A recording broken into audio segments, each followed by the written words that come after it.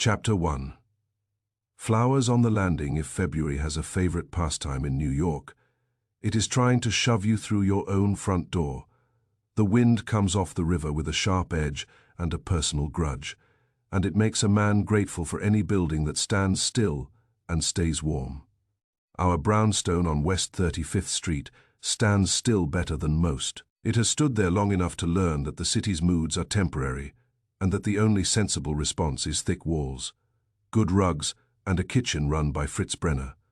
That afternoon the wind was doing its worst. I had just come in from a quick errand, my ears tingling and my patience thin, and I was in the front hall taking off my coat when the bell rang. The house was quiet in its usual way, the kind of quiet that means the world outside can throw its tantrums without being acknowledged. Somewhere upstairs, Wolfe's orchids were enjoying their private weather, heat and humidity, and the strict attention he gives them. That attention is a religion. The only difference is that Wolfe does not pretend he is humble about it. The bell rang again, impatient. Whoever it was had the manner of a man who believes that if he pushes enough, the world will make room. I went to the door, because that is my job, and because Wolfe's way of answering the bell is to pretend it is a rumor until it goes away.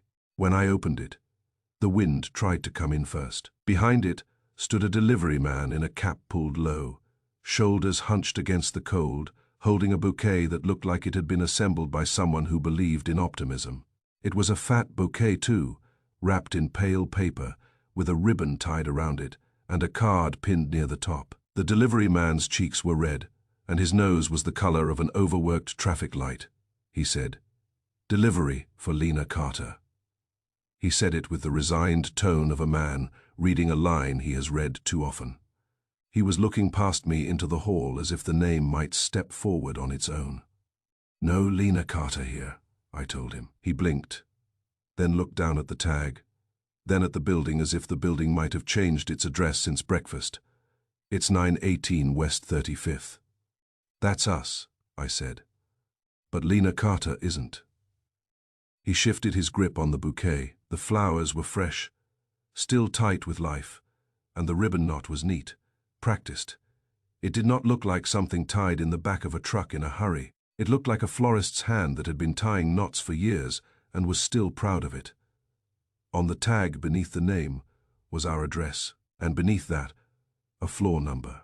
The number was circled in pencil, a quick, firm circle that suggested intention, not decoration. Before I could say anything else, the house itself tried to help me. A door opened upstairs, and I heard Wolfe's voice, deep and annoyed, drifting down the stairwell. "Mr. Goodwin, what is that odor?" That meant Fritz had been cooking something rich, and Wolfe was pretending he smelled a problem instead of lunch. It also meant he was in motion, which is never good for anyone's blood pressure. I said to the delivery man, "Hold that. Do not step inside." He hesitated. "I have to deliver. I have to breathe," I said. "And if that bouquet sheds one petal near Wolfe's orchids, you will see a grown man commit an act of cruelty with words." The delivery man did not understand, but he understood enough. He stayed on the threshold. Wolfe appeared at the top of the stairs, enormous and dignified in his indoor clothes, looking down at the scene as if we had dragged a circus into his hall. He came down slowly, using the banister with the faint reluctance of a man forced to acknowledge gravity. His eyes fixed on the bouquet, and a frown formed as if flowers were an insult. "What is that?" he demanded. "Flowers," I said. "A bouquet, addressed to Lena Carter." Wolfe's gaze sharpened. He did not like surprises, and he liked floral surprises least. Flowers belong upstairs in his plant rooms where he controls the air. Flowers in the hall are wild and democratic, which is unforgivable. "I told him," I said, nodding toward the delivery man. "He is now learning it." Wolfe stepped closer, peered at the card, and sniffed as if assessing a suspect. "The tag is from a florist I do not recognize. Whoever tied that ribbon has done it before." Wolfe's eyes flicked to me. That was approval, because it meant I had noticed something other than the obvious. The delivery man shifted again. "So who do I give it to? It's got this address.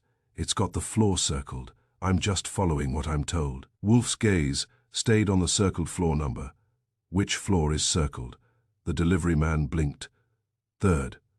We have no third-floor tenants, unless you count Wolfe's orchids and Wolfe's stubbornness.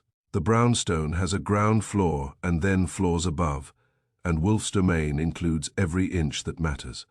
The idea of a third-floor delivery in our building was like ordering a steak from a bakery. I said, "Third is wrong. That is why you are standing in the cold." The delivery man made a small sound of irritation. This happens. Not just here. Lately, it's happening all the time. Wrong floors, wrong suites. People circling things like it's a joke. Wolfe's eyes narrowed. All the time lately. The delivery man nodded, glad to have something to complain about. Yeah, not every day, but enough. We get orders, we bring them, and the address is right but something else is off. Floor suite. Sometimes the name. Usually the name is right but the floor is wrong. I get told to deliver, I deliver, and then I get told I'm wrong. Wolfe's expression had shifted. The irritation was still there, but it had made room for interest, the way a man makes room for a good insult. Wolfe looked at the bouquet again, then at the circled floor number, then at the delivery man. Who placed the order? Wolfe asked. The delivery man shrugged. Doesn't say. Sometimes it's anonymous, sometimes it's a company. This one is just paid in advance. Cash, I said. The delivery man nodded. At the shop, I think. I don't handle that part. Wolfe looked at me. Mr. Goodwin. Yes, sir. Take the card. I plucked the card from the bouquet carefully, because if it caught on a petal I would have to hear about it. The card was plain white, expensive stock. No frills. The name on it was written neatly, confidently. Lena Carter. Beneath it was a short message, the kind of message people write when they want to sound personal without being personal. It read, "For the landing you will know." That was it. No signature, no flourish, no helpful clue. I read it aloud. Wolfe's eyes stayed fixed on the words. "For the landing," I said. It sounds like a person who believes the world has one landing. The delivery man said, "So what do? I can't take it back. The shop will yell at me." Wolfe's gaze moved to him, cold and final. "You will take it back." The delivery man blinked. "Sir, I can't." Wolfe's voice rose a notch. "You will, unless you wish to place those flowers in my hall and thereby violate my house. I assure you, the consequences would be unpleasant, and I would not endure them alone." The delivery man looked at me for help. I gave him sympathy, which is all I could afford. "He means it. Take it back." "But it's paid," the delivery man protested. "Then consider it a paid lesson," I said. "What's your name?" "Eddie," I said. "You just told us this happens all the time lately. That means you have a pattern, and Wolfe loves patterns, the way other men love dessert. If you want to keep your job and your sanity, you will tell me where your shop is and who is seeing these orders. Is it Donna Reed?" Eddie hesitated. Wolfe's stare did not help. Wolfe's stare makes men confess to things they did not do. Eddie said, "The shop is on 7th, Carter Street Florals. It's new, opened a couple months ago. The manager is a woman, Donna Reed." Wolfe's eyes sharpened. "A new florist," I said. With an old knot, Eddie shifted. "So you want me to take it back?" "Yes," I said. "And tell Donna Reed that if she wants to keep sending flowers to this address, she should learn what floors exist." Eddie made a face, but he retreated into the wind with the bouquet held like a burden. The door closed, and the hall regained its warm quiet. Wolfe stood still, staring at the closed door as if it had offended him personally. Then he turned to me. "Third floor," he said. "Yes," I replied. Wolfe's mouth tightened. "A wrong floor is not an error. It is a strategy." I said, "Strategy for what? Annoying you?" Wolfe's eyes narrowed. "Do not be childish. The name is clear and confident. The address is correct. The floor is wrong but specified. The message says, 'For the landing.' This implies an intended location within a building, not merely an address. It is directional. Maybe Lena Carter lives in a building with a third-floor landing, I said. Wolfe's gaze was flat. And yet the bouquet was sent here. You are flailing. I grinned. It's a draft, I haven't sent it. Wolfe ignored the joke, but his eyes held a faint flicker that meant he had noticed the echo. Which floor was it meant to reach? Iddy said third, I told him. Wolfe's eyes sharpened again, and I saw the moment something in his head clicked into place. I did not know what pattern he disliked, but I knew he disliked it. Wolfe's dislikes are never casual, they are informed. What? I asked. Wolfe turned and moved toward the office with that heavy deliberation that means he is now thinking with purpose. Come. I followed him, because when Wolfe says come, you go, unless you are willing to be scolded for an hour. In the office, Wolfe sat behind his desk and opened a drawer. He removed a small notebook, not one of mine, but one of his, and flipped to a marked page. 2 weeks ago, Wolfe said, a package was delivered here for a man named Paul Darnell. It contained a box of expensive cigars. I nodded slowly. I remember. Fritz tried to hand it to you. You looked at it like it was a rat. Correct, Wolfe said. The address was correct. The name was correct. The suite designation was incorrect. It specified an apartment number that does not exist in this building. I frowned. I thought it was just a mistake. Wolfe's eyes were cold. Then you thought poorly. 3 days later, a messenger arrived with a document envelope addressed to a woman named Elaine Sutter. Again, correct address, incorrect floor. Yesterday, a delivery man attempted to bring a case of wine to our door for a man named Victor Hale again. Incorrect suite designation. I blinked. That's 4. 4 is sufficient for a pattern, Wolfe said. I leaned back. So somebody is using our address with the wrong internal marker. Why? Wolfe steepled his fingers. To observe, to test, to locate. To locate what? I asked. Wolfe's mouth tightened. A response. If one is sending items to the wrong floor in a building, one watches to see who receives them, who returns them, who opens them, who complains, who keeps them. In short, one watches for human weakness. I nodded slowly. So it's a fishing line. Precisely, Wolfe said. And the bait changes. Cigars, legal documents, wine, now flowers. Why the different names? I asked. Paul Darnell, Elaine Sutter, Victor Hale, Lena Carter. Wolfe's eyes narrowed. Because the sender is not attempting to reach those individuals. The sender is attempting to see who responds in a particular way to a particular name. I frowned. A name that means something to someone here. Wolfe's gaze was steady. Or to someone near here. Or to someone who comes here, I said. Well, Lena Carter doesn't mean anything to me. Wolfe's eyes flicked to mine, and that was the problem. Wolfe does not ask questions unless he expects an answer, and sometimes he expects an answer you do not know you have. Think, Wolfe said. I thought. I ran through my contacts, my recent clients, my past annoyances, Lena Carter. It rang no bell, I said. Nothing. Wolfe's voice was dry. It may ring a bell for Inspector Kramer. I stared. Why would someone use our address to ring Kramer's bell? Wolfe's eyes remained calm. Because Kramer comes here regularly. Because this house is a known point of contact. Because the sender may be attempting to draw a particular person into motion without making a direct approach. I scratched my chin. So the wrong floor is a signal.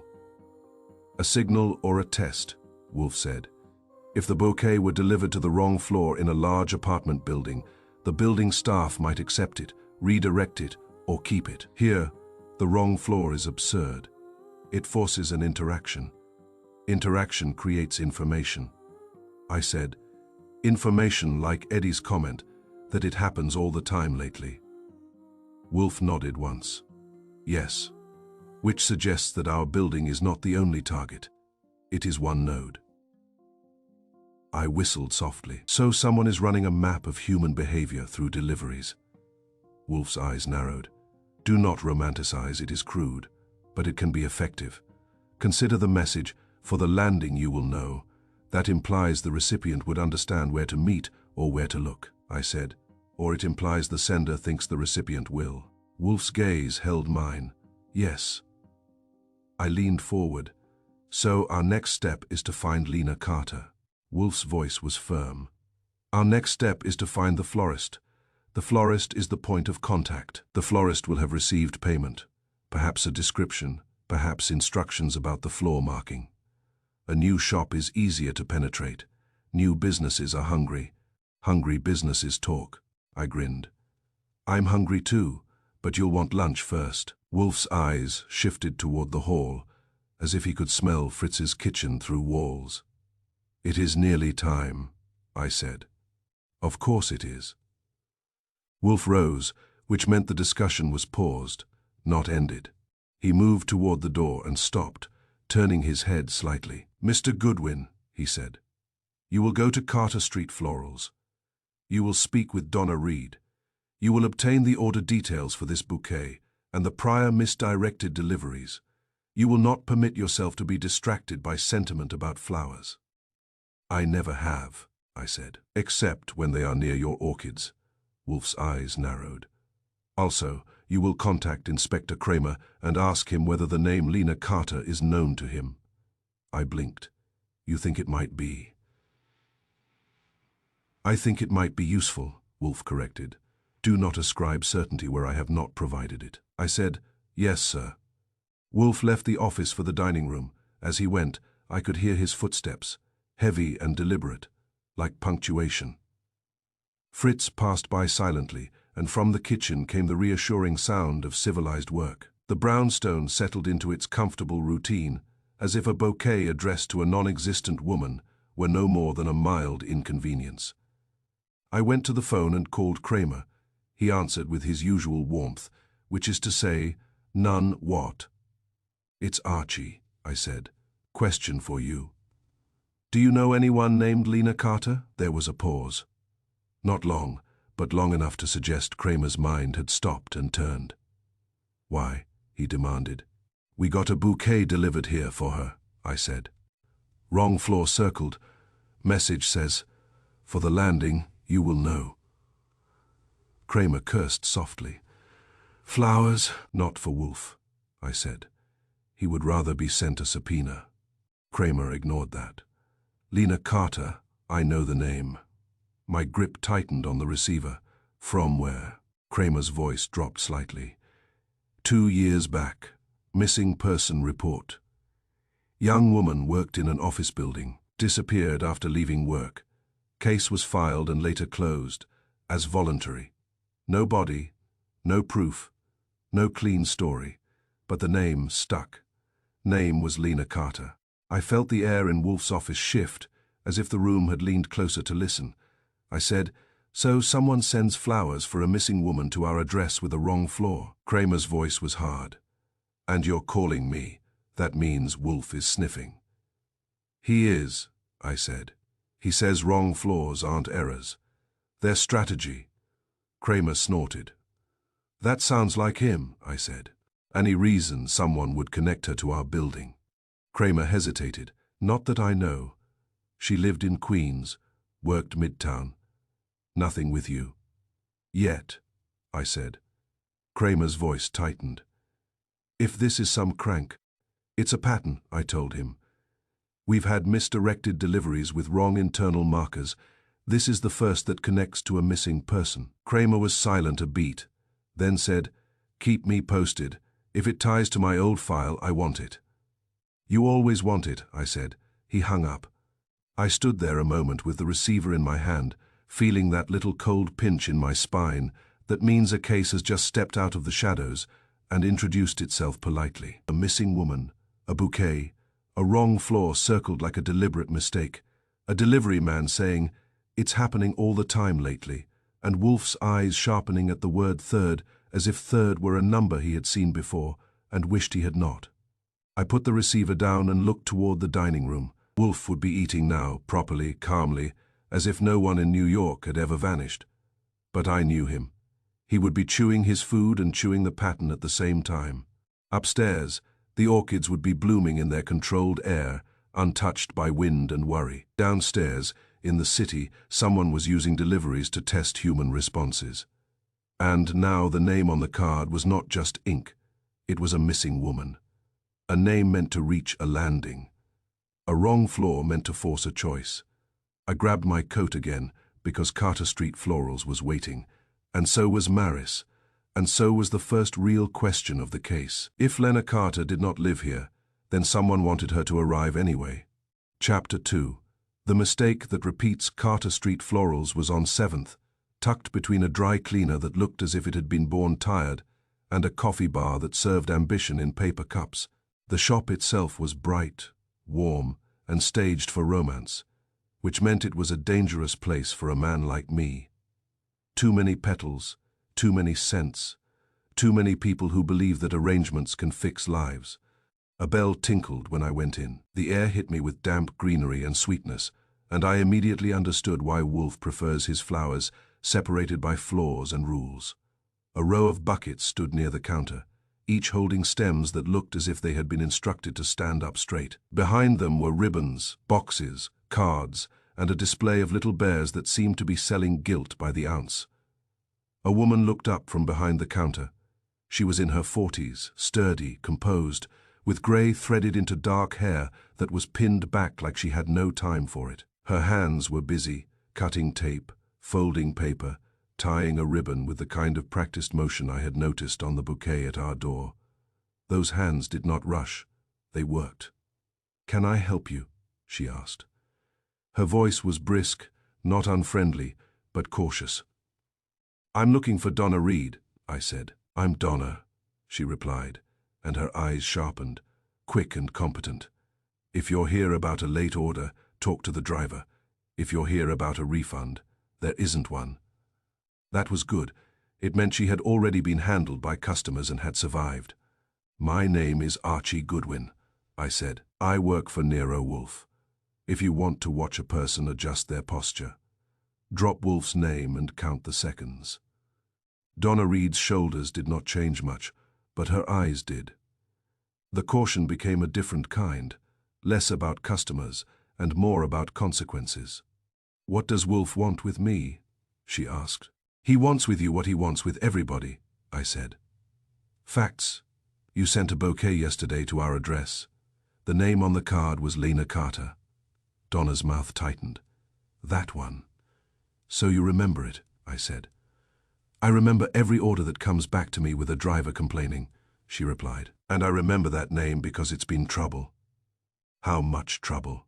I asked. Donna reached under the counter and pulled out a thin folder without hesitation, as if she had been expecting someone to ask. She opened it and slid out 3 order slips, stacked neatly. "These are the 3 February deliveries to Lena's building," she said, "all misdirected. Yesterday's one to your address was the first that went to the wrong building." "Third," I repeated. "Yes," she said. "Third, always the same kind of thing. Name is right, card is polite, building is correct, only the floor is wrong." I took the slips and looked them over. They were plain, the kind of internal paper a shop uses to keep itself from drowning. The recipient name was Lena Carter on all 3. The building address was the same each time. Not ours, but another one, a residential building in Queens. The apartment number was written clearly, not typed. It was the kind of handwriting that tries to be careful because it knows it will be blamed. "Apartment 2C, 2nd floor," I said. Donna nodded. "Lena's apartment is 2nd. The deliveries keep getting pushed to 3rd. And yesterday it was pushed to our building," I said. Donna's eyes narrowed. "Yesterday was not ours. Yesterday was yours. That was different." "Different how?" I asked. She tapped the slips with her finger. "These 3 were to Lena's building, always to the building. Always with her apartment number, right there. The drivers go, and then the ticket comes back marked wrong floor. 1 floor too high." I nodded slowly. "And ours showed 3rd circled, like the wrong floor was the point." Donna's mouth tightened. "Exactly. That's why it bothered me. It's not random. It feels like someone playing." I said, "Tell me about your process. You said you remember every order that comes back. Who takes orders? Donna lifted her chin slightly. My staff copies addresses carefully. We take written orders, phone orders online. We write it down, we confirm it, we print delivery tickets. We do not improvise. If we did, we would go out of business. Then why are the floors wrong? I asked. They aren't wrong on the order slips, she said, and there was pride in it. Look. I did look, and she was right. On all 3 order slips, the apartment number was clearly written as 2C. No smudges. No hesitation. The handwriting was firm. This time she produced 3 delivery tickets, the kind a driver carries, and laid them beside the order slips. See, she said, I saw. The printed part of each ticket matched the order slip. Same name, same building, same apartment number. But on each ticket, near the floor line, a light pencil circle had been added, and the number written in pencil was different. Not bold, not heavy light. Pencil, as if whoever did it wanted it to appear accidental. The floor line, originally indicating second, was nudged to third. The handwriting in pencil was the same on all 3. It had a looping quality, a small flourish on the top of the 3, as if the writer could not help being themselves, even while pretending to be quiet. I looked at Donna. That is not a driver's scribble. Donna's eyes tightened. Number my driver's scribble, like men who are cold. This is neat, and it's the same hand, I said. She nodded. The same looping hand. I held the tickets closer, and it was obvious. The pencil marks on all 3 were twins. Same pressure, same curve, same habit of circling the number, as if circling is what makes it true. I said, who handles the ticket after it's printed? Donna's mouth tightened. The dispatcher, or me. It goes from the printer to the driver rack. We have a board.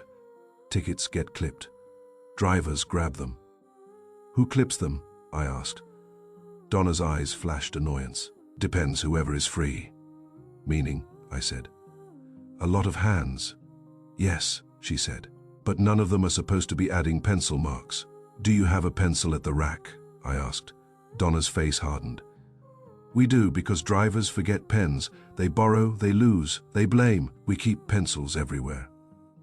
That was not helpful, but it was realistic. New York runs on lost pens, I said. The cards were polite. Donna nodded. Always polite. Short, no signature. Same tone, like someone who wants to sound familiar without leaving fingerprints. What did the cards say? I asked. Donna pulled out copies. She had them. That impressed me. Donna Reed was a woman who kept records because she had learned that people lie. The first card read, "For the landing you will know." The second read, "We are close, be ready." The third read, "Do not be late this time." All polite. All short, all controlling, the sort of language that makes you feel as if you are already part of a conversation you never agreed to join, I said. So Lena Carter is being summoned. Donna's mouth tightened. Or someone wants her to be. The last driver said the building superintendent got angry, said people on third were complaining. Third floor residents complained about receiving flowers for Lena Carter. I said, "Yes," Donna replied. "And the driver got yelled at, and he came back here and yelled at me, and then yesterday one went to your address, and I decided I was tired of being yelled at by strangers." "Reasonable," I said. "Do you know Lena Carter?" Donna shook her head. "Number I know flowers. I don't know people. But someone knows her," I said. "Enough to keep sending bouquets." Donna's eyes hardened. Enough to keep circling the wrong floor. I took out my notebook. "I want a list of everyone on your staff who has been here during those 3 deliveries, and the names of the drivers." Donna did not flinch. "I can give you that. My business is not going down because someone thinks it's clever to play games with floors." She wrote the names down quickly. Neat block letters. No loops. She handed it over, and I noticed her handwriting was nothing like the pencil loop on the tickets. That was good. It meant the owner was probably not the hand, though I have seen owners do stupid things when scared. I said, "Do you have any idea who might alter tickets?" Donna's eyes narrowed. "Number, but I have a suspicion." "Let's hear it," I said. She hesitated, then said, "We hired a part-time dispatcher in January. A kid, he's neat, he likes rules, he likes to feel important. He also likes to use a pencil because he says ink is messy. A pencil lover. That was a detail Wolfe would enjoy." "What's his name?" I asked. "Evan," she said. "Evan Reed." I stared at her for a second. "Reed," I said. "Any relation to anyone you know?" Donna shook her head. "He says no. He says Reed is common." "It is common. That does not mean it is harmless." I wrote it down. "I want to speak to Evan Reed." Donna's mouth tightened. "He's not here today. He comes in mornings," I said. "Then I will come in mornings, which will be unpleasant for both of us." Donna's eyes held mine, and she gave a short nod that said she respected stubbornness when it is aimed away from her. I left the shop with copies of slips and tickets in my pocket, and the card messages in my head like an itch. On the sidewalk, the wind slapped me again, and I was grateful for the fact that the city at least keeps moving. A pattern that repeats is always easier to catch if it has to cross streets. He went back to the brownstone and found Wolfe in the office, as expected, seated behind the desk with his hands folded and his face composed. The atmosphere of the room was calm, civilized, and faintly scented with whatever Fritz was building for dinner. Wolfe's orchids were upstairs, probably offended by the very idea of a florist shop on 7th. Wolfe looked up when I entered. "Report." I handed him the copies and spoke while he examined them, because Wolfe reads faster than most men speak, and because he likes information fed in layers. "Carter Street Florals is run by Donna Reed," I said. "She says this is the 3rd February delivery, misdirected. All 3 deliveries in Lena Carter's building were misdirected to the floor above Lena's apartment. Name right, card polite. Building correct, only the floor wrong." Wolfe's eyes moved over the papers and the order slips. "All 3 order slips show the correct apartment number clearly written," I said. "Lena Carter, apartment 2C. No ambiguity. Yet on the delivery tickets, the floor is altered in light pencil. Same looping hand on all 3, the circle, the pressure, the curve, not a driver scribble." Wolfe's gaze lifted. "A consistent hand, therefore consistent access." "Yes," I said. "Donna suspects a part-time dispatcher hired in January who prefers pencil, Evan Reed. We will note him. But the hand-altering tickets is calm, consistent, and higher access than a part-timer." Wolfe's eyes narrowed slightly. "Reed, I noticed," I said. "It may be nothing. It may not." Wolfe set the papers down with care, the cards. I recited them, and Wolfe's mouth tightened at the third. "Do not be late this time." "That is not romance," I said. "No," Wolfe replied. "It is instruction. Now, Mr. Goodwin, tell me why the floor is altered." I shrugged. "To see who takes the bait, to see who receives, returns, opens, reacts." Wolfe nodded. "Yes, but also perhaps to force the delivery to pass a particular landing." I frowned. "Landing?" Wolfe's eyes sharpened. "There are landings in stairwells, Mr. Goodwin. Not merely in front halls. A wrong floor can direct a bouquet to a landing outside a specific door, where someone might observe it, intercept it, or use it as an excuse to knock. The bouquet is not merely a gift. It is a key," I said. "So someone wants a particular corridor, a particular landing, not necessarily Lena." Wolfe's voice was firm, correct now. "I want the building's elevator usage record." I blinked. "The elevator usage record." Wolfe's gaze was steady. "Yes." I laughed once, because it came out before I could stop it. "Wolfe elevators don't keep diaries." Wolfe's eyes narrowed. "Buildings keep habits, like people do. You must stop assuming that systems are blind. There are logs, there are service call records, there are maintenance entries, there are late delivery notations. There are men who enjoy writing down what they believe will protect them." I said. "So you want me to ask the superintendent for an elevator log?" Wolfe nodded. "Yes, and if he laughs me out of the lobby," I said. Wolfe's tone was dry, then you will persuade him to stop laughing. That is Wolfe's version of a pep talk. I went back out into the cold and took a cab to Lena Carter's building in Queens, because I had already looked up the address through Kramer's old missing person file. It was a decent building, brick, 6 stories, with a lobby that smelled faintly of bleach and stale mail. The elevator was old enough to have seen fashions change and survived. The superintendent was a man named Gus Mallory, thick in the waist, suspicious in the eyes, with a ring of keys that suggested he enjoyed authority in small doses. He did not enjoy me. "What do you want?" he demanded, when I introduced myself. He stared at me as if I had asked for his childhood. "My what?" "Your elevator usage record," I repeated. "Manual log for service calls and late deliveries." Gus's mouth tightened. "We don't have that."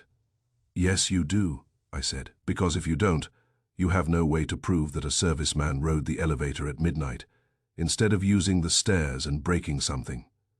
Buildings keep habits. Gus, you keep habits. Show me the log." He squinted.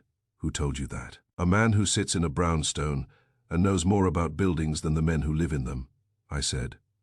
"Now, the log." Gus hesitated, then grumbled, and the grumble meant he was about to cooperate, while pretending he wasn't. He led me to a small office off the lobby, cluttered with tools, invoices, and the smell of cigarettes that had been smoked with commitment. He pulled open a drawer and produced a notebook. "This is for service calls," he said. "For late delivery sometimes. If a driver comes after hours and needs the elevator, we note it. Security wants it." I leaned over it and flipped through February. There they were. 3 entries, all in the same week, all at delivery times that matched Donna Reed's records. Each entry noted a delivery person, the time, and the floor, and beside each floor was a short note in Gus's blunt handwriting. "Rode to 3rd, supposed 2nd. 3 times." I looked up at Gus.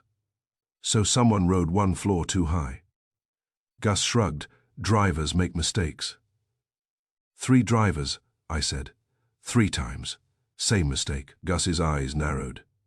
"You saying somebody told them wrong?" "I'm saying somebody wanted them wrong," I said. Gus leaned back, suspicious again.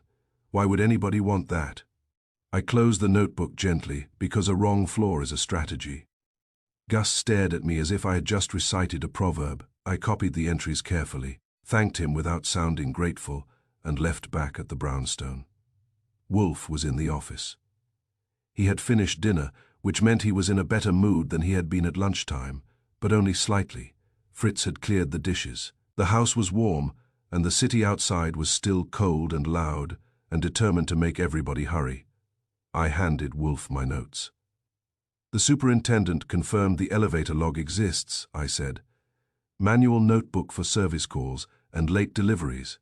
3 entries match the exact delivery times. All show someone rode 1 floor too high, 3rd instead of 2nd. Wolfe's eyes narrowed, and his mouth tightened with satisfaction, which is a dangerous expression on him. "Excellent." I sat down. "So the mistake repeats in 2 systems. The florist tickets get pencil altered, and the building elevator log shows actual rides, 1 floor too high at the exact delivery times." Wolfe nodded slowly. "Therefore the alteration is not merely on paper, it is enacted." "Someone guides the delivery into the wrong corridor," I said, "to reach a landing." Wolfe's gaze was steady. "Yes. Now we must determine who benefits from that corridor being visited repeatedly under innocent pretext." I frowned. "Maybe someone lives on that 3rd floor who wants to intercept these bouquets." Wolfe nodded. "Or someone wants to watch who intercepts them, or someone wants to make a particular 3rd floor resident anxious.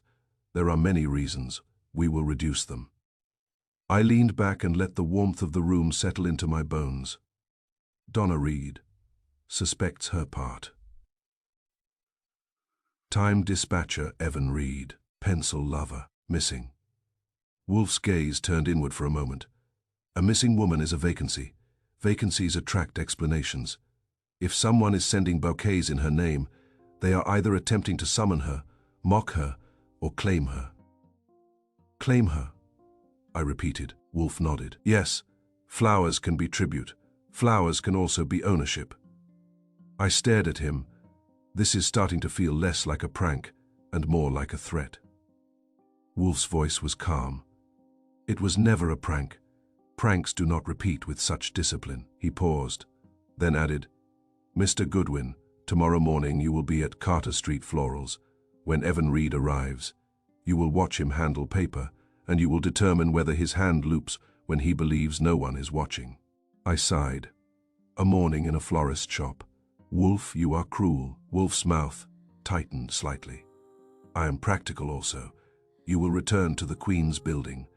You will identify who lives on the 3rd floor landing above apartment 2C. I nodded. Because the mistake repeats, and repetition is confession, if one knows how to listen. Outside, February wind kept shoving at the city. Inside, Wolfe's brownstone stayed warm, and Wolfe's orchids stayed untouched by drafts and human foolishness. But somewhere between a florist's pencil loop and a superintendent's blunt notebook entries, someone had been walking a corridor, one floor too high, again and again. At the exact moment, a bouquet should have been harmless. That kind of mistake does not happen by accident. It happens because someone wants it. Chapter 3. The elevator log. If you want to learn how honest a building is, do not ask the tenants. Ask the paper. Tenants lie out of habit, sometimes to others and sometimes to themselves. Paper lies only when someone puts a pencil to it, and then it lies in a way you can measure. Gus Mallory's little superintendent office off the Queen's lobby smelled like cigarettes and damp wool, and the permanent disappointment of people who expect rent to produce peace. Gus sat behind his desk like a man defending a small kingdom. The elevator log lay open between us, a thick notebook that had endured more complaints than any human ought to. I had already copied the 3 delivery entries that showed drivers riding to the 3rd floor when the ticket said 2nd. Now I was studying the margins, because margins are where men put their personalities when they are trying to look official. Each entry had a time, a delivery note, and a floor. Each had the same blunt comment from Gus, road to 3rd, supposed 2nd, and beside each, in the same spot, there were initials written in tighter hand than Gus's. Not Gus's blunt block letters, something smaller, more careful. Ara's 3 times, I tapped the initials with the tip of my pencil and looked up at Gus. Gus's eyes narrowed. He did not like questions that suggested he should have been paying closer attention. That's just a note. Notes are what make your life possible, I said. Who wrote it? Gus shifted. Sometimes I'm not at the desk when deliveries come in. Someone signs, we keep a record. That's the point. So you let tenants sign your records, I said. Gus scowled. You ever try to run a building alone? You want to be everywhere at once. Go ahead. I got leaks. I got heat problems. I got people screaming because their neighbor cooks onions. If a delivery guy comes in and a tenant helps, we note it. Keeps everyone honest. That is not everyone. That is one person. Gus frowned at the page as if the initials had insulted him. Ours is Rory Steele. I wrote the name down, tenant. 3rd floor, Gus said, then added quickly. He's always around, always wants to be useful. Useful is a word people use when they do not want to say nosy. I asked, what does he do that's useful? Gus shrugged. Helps with packages, holds doors, points people to the stairs, acts like he's the building's assistant. Some folks like him, some don't. Do you like him? I asked. Gus's mouth tightened. I like rent paid on time and no trouble. That's not an answer, I said. Gus grumbled. He's harmless. Harmless is another word that has the bad habit of showing up right before harm, I said. Does Rory Steele have a reason to be near Lena Carter's floor? Gus blinked. Lena Carter's gone. Even better, I said. Empty apartments are magnets for the wrong kind of attention. If he lives above hers, he's already near. Gus's eyes sharpened. That confirmed it. I had been planning to check, but it is always nice when a man gives you the answer while trying to sound casual. I want to see Rory, I said. Gus's shoulders lifted in annoyance. You cops. I'm not a cop, I told him. I'm a man asking questions. You can cooperate, or you can enjoy a visit from Inspector Kramer, who is a cop and who is not patient. Gus muttered something that could have been either cooperation or indigestion and jerked his head toward the hallway. Elevators there. I took the elevator up because I wanted to see what it felt like to ride in a building that keeps records of who goes one floor too high. The elevator was old, with a metal gate that slid and rattled. It had the faint smell of oil and tiredness. It did its job anyway, which is the only thing people truly demand of machines. On the third floor, the corridor was narrow, carpeted, and quiet, in the way apartment corridors get quiet, when the people inside have decided not to acknowledge their neighbors.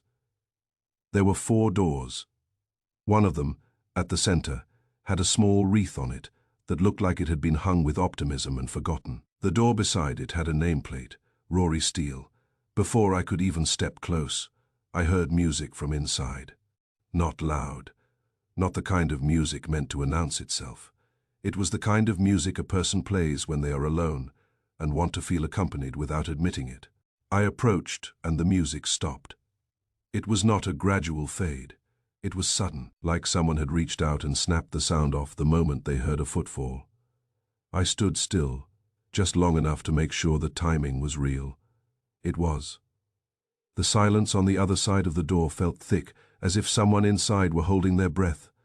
That is a detail you file away, because men who enjoy helping with packages do not usually freeze when someone walks down the hall. I knocked. No answer. I knocked again.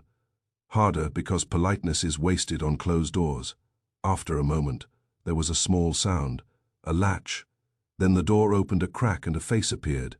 Half hidden, Rory Steele was in his 30s, lean, with dark hair that looked freshly combed and eyes that were too alert for a man answering his door in mid-afternoon. He was wearing a sweater that fit well, not expensive but chosen, and his expression tried to be friendly and did not quite make it. "Yes," he said. "My name is Archie Goodwin," I told him. "I want to ask you about flowers." His eyes flicked quick, and the crack of the door did not widen. "Flowers." "Bouquets," I said. "Delivered in February, addressed to Lena Carter, misdirected to the wrong floor." His mouth tightened slightly, then relaxed. "I don't know anything about that." "That's interesting," I said, "because your initials appear in the elevator log beside each delivery." His eyes narrowed. "The elevator log. You signed it," I said. Rory's face held steady for a second, then he shrugged slightly, a small, controlled movement. "I help sometimes. Drivers come in. They don't know the building. Gus is busy. So you guide them," I said.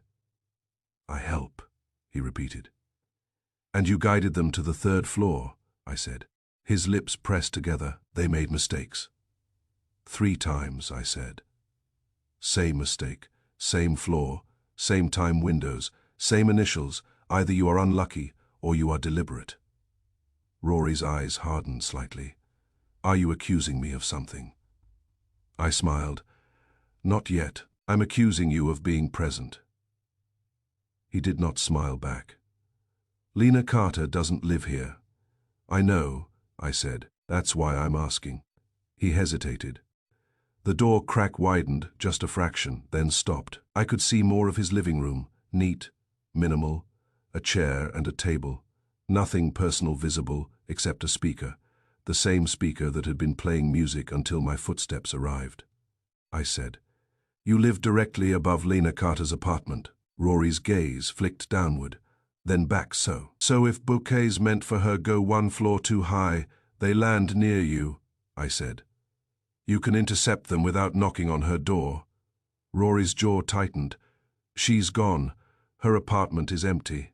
"Empty apartments still get mail," I said. "And empty apartments still have names attached. Lena Carter is a name, someone keeps using it." Rory's eyes shifted again, and this time I caught a flash of irritation. "If someone sends flowers, why would I care?" "That's what I'm here to learn," I said. He stared at me through the crack of the door, and for a moment it looked like he might close it. Then he said, "I didn't intercept anything. Drivers ask. I tell them where to go. If they go to the wrong floor, That's on them. I said. You told them third when the order slip said second. His expression tightened.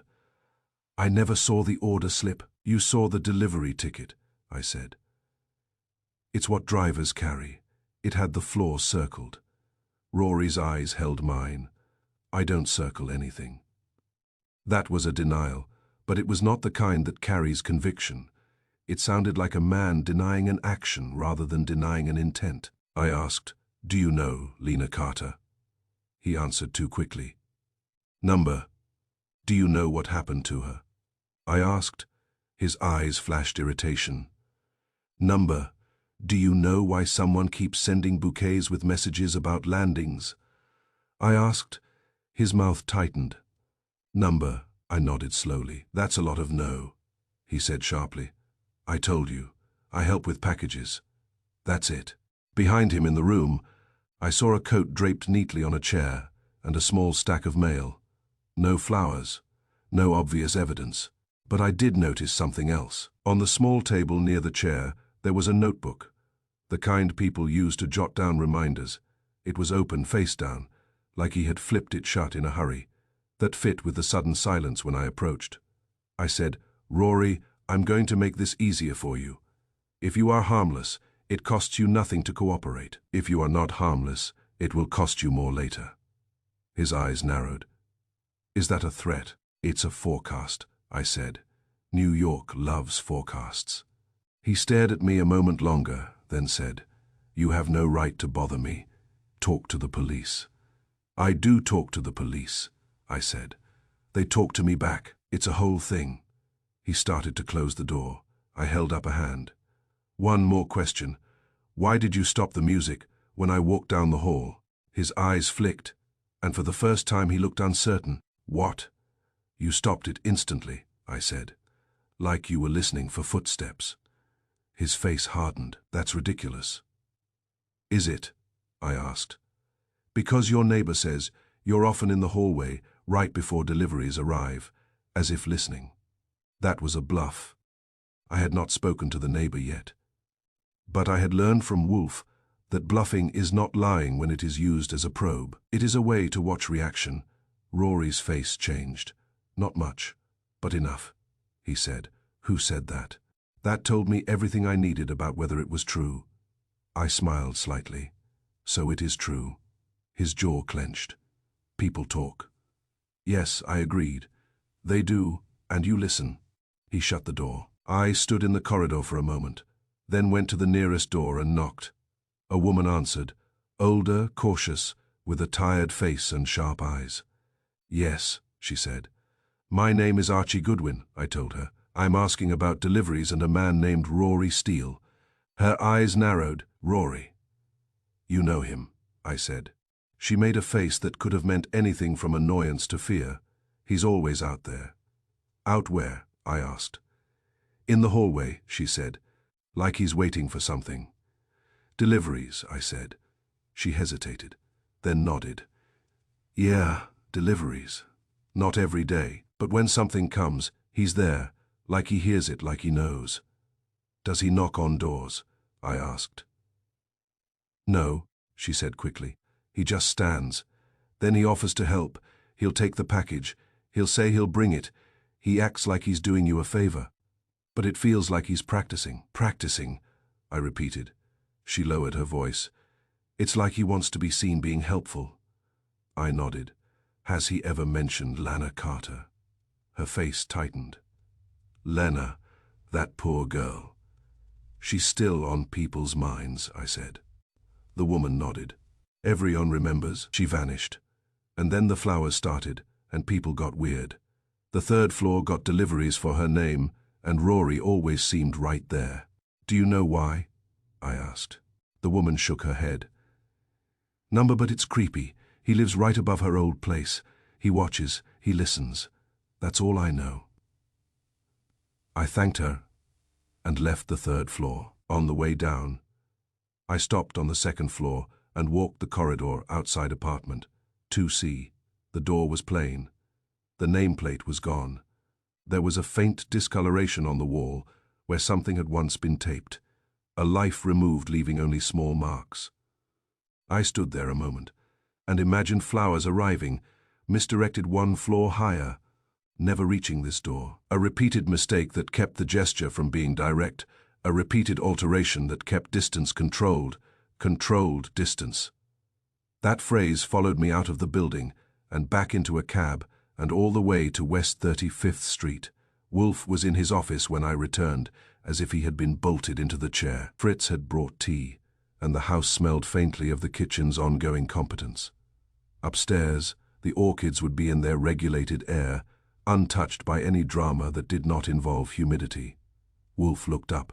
Report. I handed him my notes and sat down without being invited, because I had earned the chair with travel and cold. The elevator log, I said, has the same initials beside each delivery window.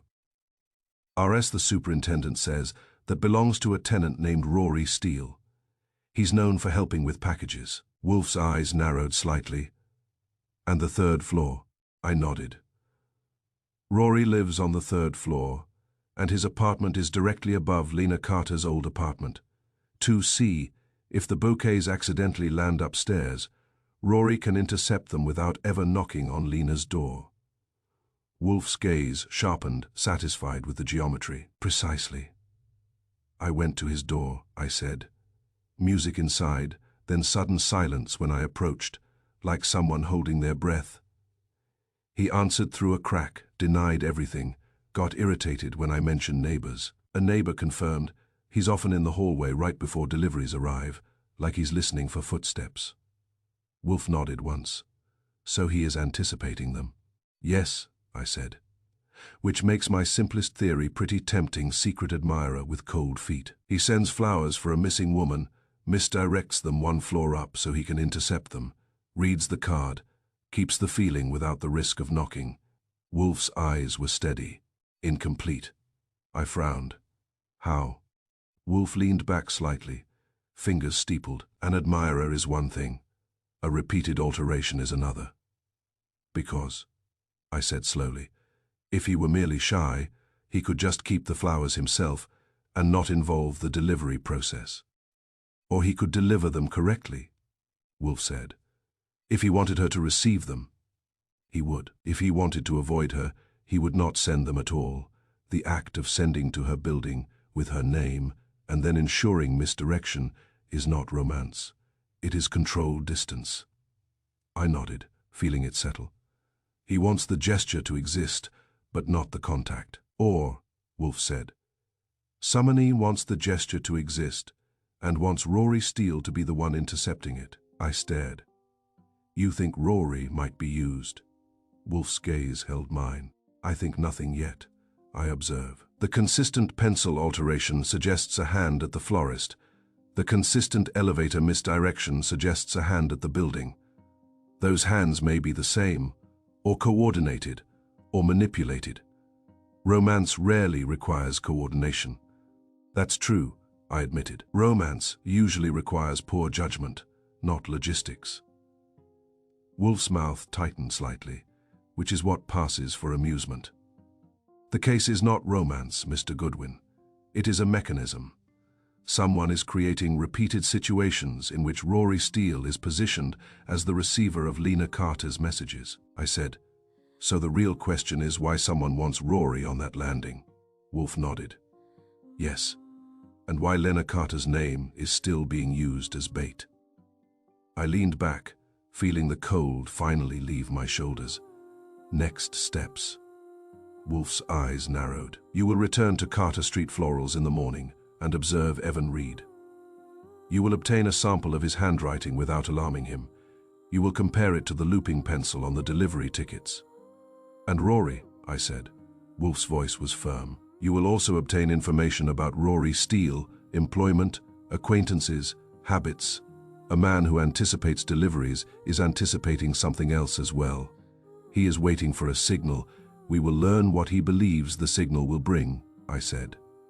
Maybe Lena. Wolfe's gaze sharpened.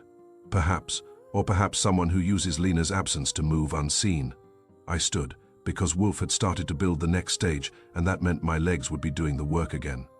As I reached for my coat, Wolfe's voice followed me, quiet and exact. "Mr. Goodwin, remember, this is not love. Love is clumsy. This is precise." I nodded. "Controlled distance." "Yes," Wolfe said, "and controlled distance is often a form of control." Outside, the city kept its February wind, but inside Wolfe's brownstone everything remained ordered, warm, and deceptively safe. Somewhere in Queens on a third floor landing above an empty apartment, a man was listening for footsteps. And somewhere else, a pencil kept circling the wrong floor with the same looping hand, again and again, as if repetition could make a lie into a destination. Chapter 4. A building full of eyes. Queens in February has a special way of looking innocent while it watches you. Manhattan stares, loud and bright, like it wants a reaction. Queens watches from behind curtains, from half-open doors, from the lobby bench where someone has been sitting too long with their coat still on. A building there is not merely brick and boiler. It is a small society with rules nobody admits, and penalties everybody understands. I went back to Lena Carter's building the next afternoon with Wolfe's words in my head and Gus Mallory's elevator log copied in my notebook. I was still chewing on Rory Steele's sudden silence, on the way his door had opened only a crack, and on the neighbor's remark that he appeared in the hallway right before deliveries arrive, as if listening for footsteps. If he was just lonely and eager to be useful, he was going about it with the wrong kind of alertness. The lobby was warmer than the street and smelled of mail, bleach, and boiled cabbage from somebody's kitchen that had no ventilation and no shame. Gus sat behind the desk again, squinting at a newspaper as if the news had personally offended him. He looked up when I entered and grunted. "You again?" "Me again," I said. "I missed your hospitality."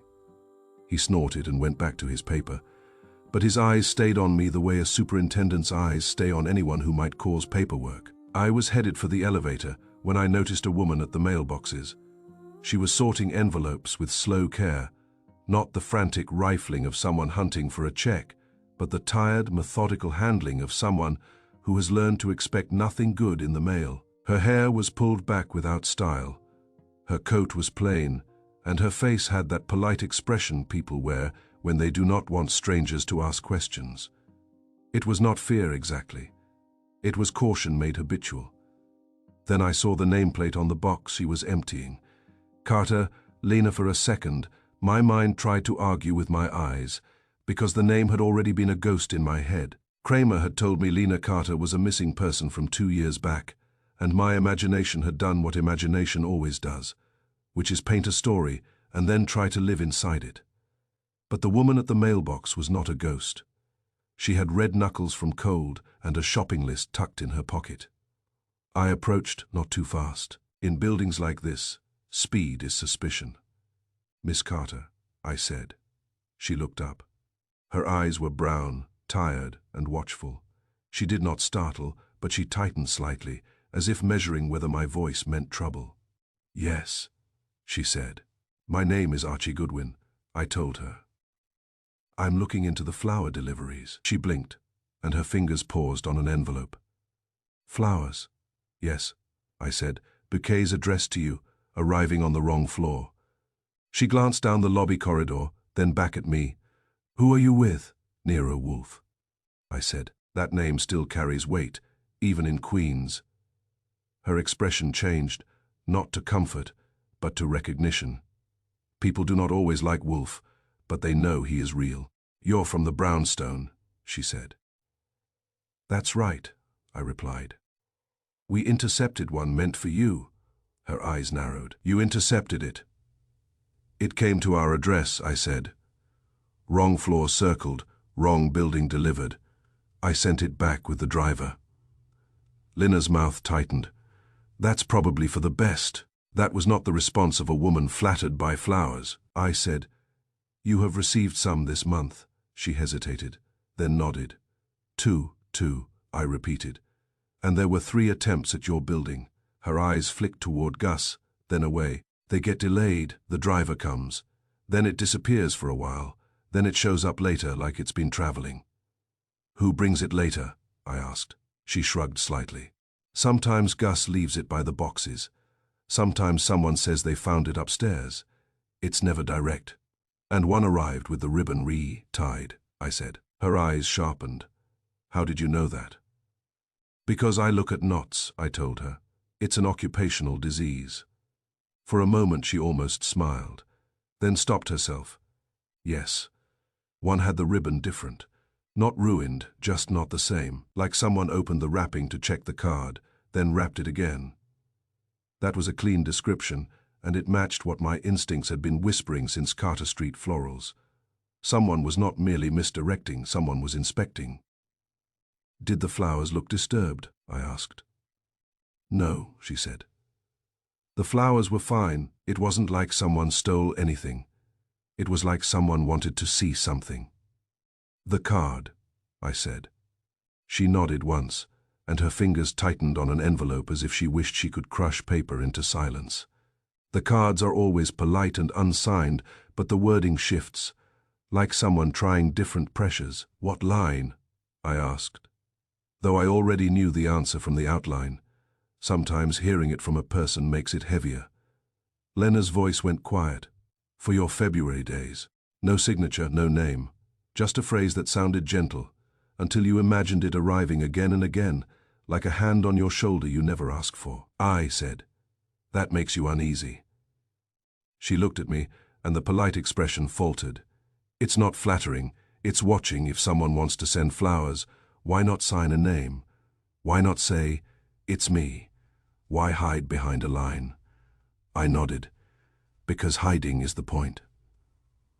Lena swallowed. I'm not doing anything wrong. I go to work. I come home. I keep to myself. I don't want attention. That was not a plea. It was a statement of principle, and I respected it. People who keep to themselves should be allowed to. I said, has anyone bothered you in the building? She hesitated. Not directly. That's not an answer, I said. She sighed. There are people who watch. It's a building, people stare. But nobody has knocked on my door and threatened me. Rory Steele, I said. Her eyes flicked, quick, then settled again into politeness. Rory is quiet. That's generous, I said. She shrugged. He's always nearby. He offers to help with packages. He smiles. He doesn't do anything wrong, but he's there. Always there, I said. She did not deny it. She looked down at the mail in her hands. I don't know him. I don't invite him. Does he ever mention the flowers? I asked. She shook her head. Number if he knows. He doesn't say. I leaned slightly closer, lowering my voice. Lena, I have to ask you something uncomfortable. 2 years ago, a missing person report was filed in your name. Her head snapped up.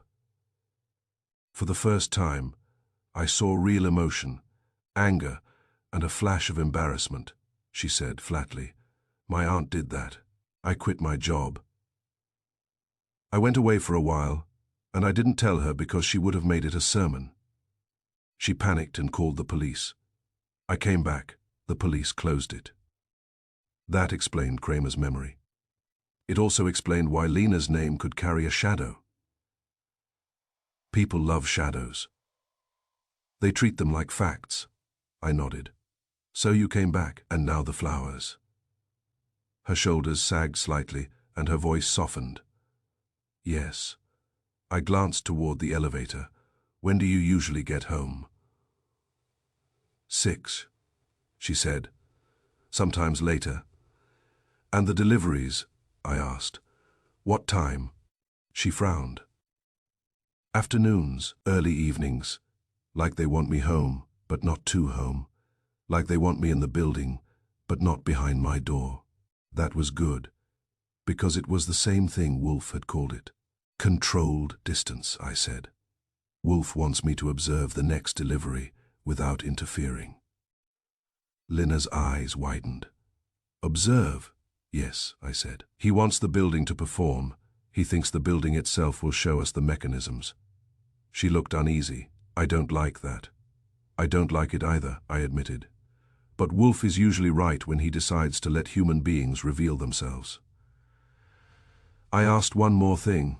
Do you have the cards? She hesitated, then reached into her tote bag and produced 2 small cards in a plastic sleeve. She had kept them, which made sense. When something makes you uneasy, you keep it because you think it might someday justify your unease. Both cards were identical in tone and paper. Expensive stock, neat writing, no signature. Both said, "For your February days." The handwriting was careful, not looping, and that mattered. It did not match the pencil loops on the florist tickets. That suggested 2 hands in play, or 1 hand skilled enough to adopt different habits. I handed the cards back. "Thank you." Lena tucked them away and looked at me with tired insistence. "I don't want trouble." "I know," I said. "You're getting it anyway. That's why Wolfe is involved." I left Lena at the mailboxes and went upstairs to the 3rd floor landing, not because I wanted to see Rory again, but because I wanted to feel the geometry. Rory above Lena. Deliveries nudged upward. A landing that becomes a stage. On the 3rd floor, Rory's door was closed, silent. No music, no breath held. The corridor was empty, but it did not feel empty. It felt watched, as if the walls had learned to anticipate footsteps the way Rory did. Back at the brownstone, Wolfe listened without moving except for his eyes, which are his most active parts. I reported Lena's existence first, because Wolfe dislikes surprises unless he has arranged them. "She's there," I said. Lena Carter, alive, sorting mail in the lobby, like a woman who would prefer to be invisible. Wolfe's mouth tightened. "So she is not a ghost. She is a target. She's received 2 bouquets this month," I continued. Both delayed. One arrived with the ribbon retied. She's uneasy, not flattered. No signature, just the same line on the card. "For your February days." Wolfe's eyes narrowed slightly. Repetition. That phrase is a claim. "She mentioned Rory Steele only as quiet and always nearby," I said. "No direct harassment, just presence." Wolfe leaned back slightly, fingers steepled. The office was warm, and the faint scent from the plant rooms hovered in the hall, clean and controlled. Fritz moved somewhere in the kitchen. Outside, February wind did its best to rattle the city. Wolfe said, "You will observe the next delivery." "Yes," I said, without interfering. "Correct," Wolfe replied. "Interference changes the performance. If one wishes to know who is pulling strings, one must allow the puppet to move as intended." I frowned. "And if the performance harms Lena?" Wolfe's gaze was steady. "You will be present. That will discourage harm. We seek observation, not tragedy." That is Wolfe's idea of reassurance, but it was enough. Wolfe does not like unnecessary risk. He likes necessary conclusions. That evening, a bouquet was scheduled. Donna Reed at the florist had confirmed another order for Lena Carter, set for delivery between 6 and 7. The order slip was correct. Of course, I already knew that. The question was what would happen between correctness and arrival. I took a cab back to Queens and arrived in the lobby before 6. Gus was there, looking annoyed that his building had acquired a recurring visitor. He watched me with the expression of a man waiting to be blamed for something. "You gonna sit here all night?" he asked. "Only until your building tells me what it's been hiding," I said. Gus snorted. "My building don't hide nothing. Buildings don't." I agreed. People do. I positioned myself where I could see the lobby door, the mailboxes, and the elevator. I looked like a man waiting for someone, which is easy in New York because half the people are always waiting, and the other half are pretending they are not. The lobby changed as evening came on. People returned from work with grocery bags and tired faces. A teenager thundered down the stairs with headphones on. An older man argued with the intercom. The building did what buildings do, pretending that all these small movements add up to normal. At 6:23, the delivery man arrived. It was not Eddie from our brownstone. It was a different driver, taller, younger, with a cap and the impatient look of someone who wants to finish his route. He carried a bouquet wrapped in pale paper with a ribbon. Fresh flowers again, and the ribbon knot looked practiced. He came in, glanced at the ticket, and approached Gus's desk. Gus raised a hand, irritated. What? Delivery for Lena Carter, apartment 2C, the driver said. Gus's mouth tightened. Second floor. The driver nodded.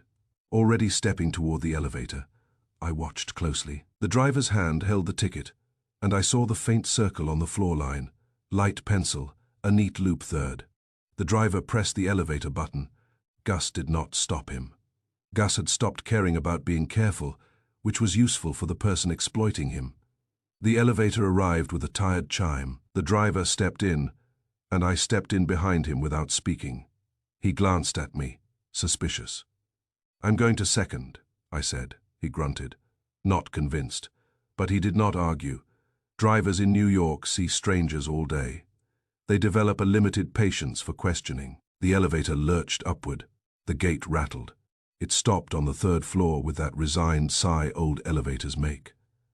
The driver stepped out, and Rory Steele was already there. He stood near the stairwell landing, not blocking it, not lurking in shadow, but positioned with casual precision, the way a man stands when he wants to be in the right place at the right moment, without admitting that timing matters to him. He wore a sweater again, neat, and his face had the expression of polite readiness. If you saw him for the first time, you would think, helpful tenant. If you had watched his door go silent when footsteps approached, you would think, waiting. Rory's eyes flicked to the bouquet, then to the delivery man, then to the ticket. He smiled slightly. "Delivery," Rory said, as if confirming what his ears already knew. The driver nodded. "Lena Carter, 2C. Rory's smile remained. "Second floor is below. You're one up." The driver frowned at his ticket. "Says 3. Rory leaned in just enough to be helpful without appearing intrusive. Sometimes the numbers confuse people. It happens. It happens. The phrase was casual, but it carried the weight of repetition. The driver hesitated, then looked toward the stairwell as if deciding whether to take stairs down or ride the elevator again. Rory held out a hand. "I can take it," Rory said. "I'll bring it down, save you the trip." The driver's shoulders loosened with relief. That was the whole trick. Make a man feel assisted, and he will surrender responsibility happily. Rory reached for the bouquet. Not greedily. Not like a thief snatching something. Like a person catching a falling secret before it hit the ground and shattered. I watched his fingers close around the ribbon, careful not to crush petals. And I saw again the practiced knot, and the faint pencil loop on the ticket, and the calm in Rory's face that did not match the coincidence he was pretending to live inside. The building was performing just as Wolfe had ordered, and Rory Steele was playing his part perfectly. Chapter 5. Proximity without introduction. I have never liked people who volunteer. It is not that volunteering is bad. It is that the kind of man who insists on doing you a favor, without being asked often, has a private reason for wanting you in his debt. Rory Steele had just taken the bouquet from the driver with that careful, almost tender grip, and the driver was already relaxing, ready to move on to his next address and his next mild disappointment. Rory turned slightly toward the stairwell, bouquet in hand, the picture of neighborly efficiency. That was my moment. "Hold it," I said. The driver paused, glanced at me, then shrugged, as if deciding he did not care which stranger ended up with flowers, as long as he was not blamed. Rory froze for half a beat, then looked at me with a polite smile that tried too hard to be casual. "Yes." "Why are you always helping?" I asked, at the exact wrong moment. His smile stiffened. "I'm sorry." "You heard me," I said. "Every time a bouquet is delivered for Lena Carter, the elevator stops one floor too high, and you are already waiting. That's not neighborly. That's choreography." The driver shifted his weight, suddenly interested again. People love trouble when it does not belong to them. Rory's cheeks colored. It was quick, a flush that started at his neck and climbed to his face like heat from a radiator. His eyes flicked down to the bouquet, then back to me. "I live here," he said. "I see deliveries. I help. That's all." "That's a slogan," I said. "Not an explanation." Rory's jaw tightened. "You're harassing me." "I'm questioning you," I said. "Harassment is what you're doing to Lena Carter with flowers and silence." Rory's eyes flashed. I'm not harassing her. Then explain your timing, I said. Explain why you were standing on this landing before the elevator opened. He opened his mouth, closed it, then said, I heard the elevator. You heard it from inside your apartment, I said. He hesitated. Yes, music was on, I said. Then it stops. Then you appear like you were listening. His cheeks flushed deeper. I like to know what's happening in the building. That's normal. Normal is a word people use when they want the other person to stop thinking, I told him. Rory shifted the bouquet slightly, and I saw his fingers touch the card pinned near the top. The instant his fingers neared it, a tremor ran through his hand. Not a big shake, just a small quiver, like a man trying to hold a secret steady and failing. I looked at his hands because Wolfe had trained me to watch hands. Rory's hands were not the hands of a calm neighbor. They were the hands of a man trying to pretend he did not care about the part of the bouquet that mattered. You're worried about the card, I said. Rory's eyes snapped to mine. Number, yes, I said. That tremor says yes. The driver cleared his throat. I got places. Go, I said. And he did, because drivers always go when given permission to escape. The elevator gate rattled shut behind him, and the building returned to its private quiet. Rory's polite smile was gone now. He was still holding the bouquet, but he held it tighter, as if he feared I might take it from him.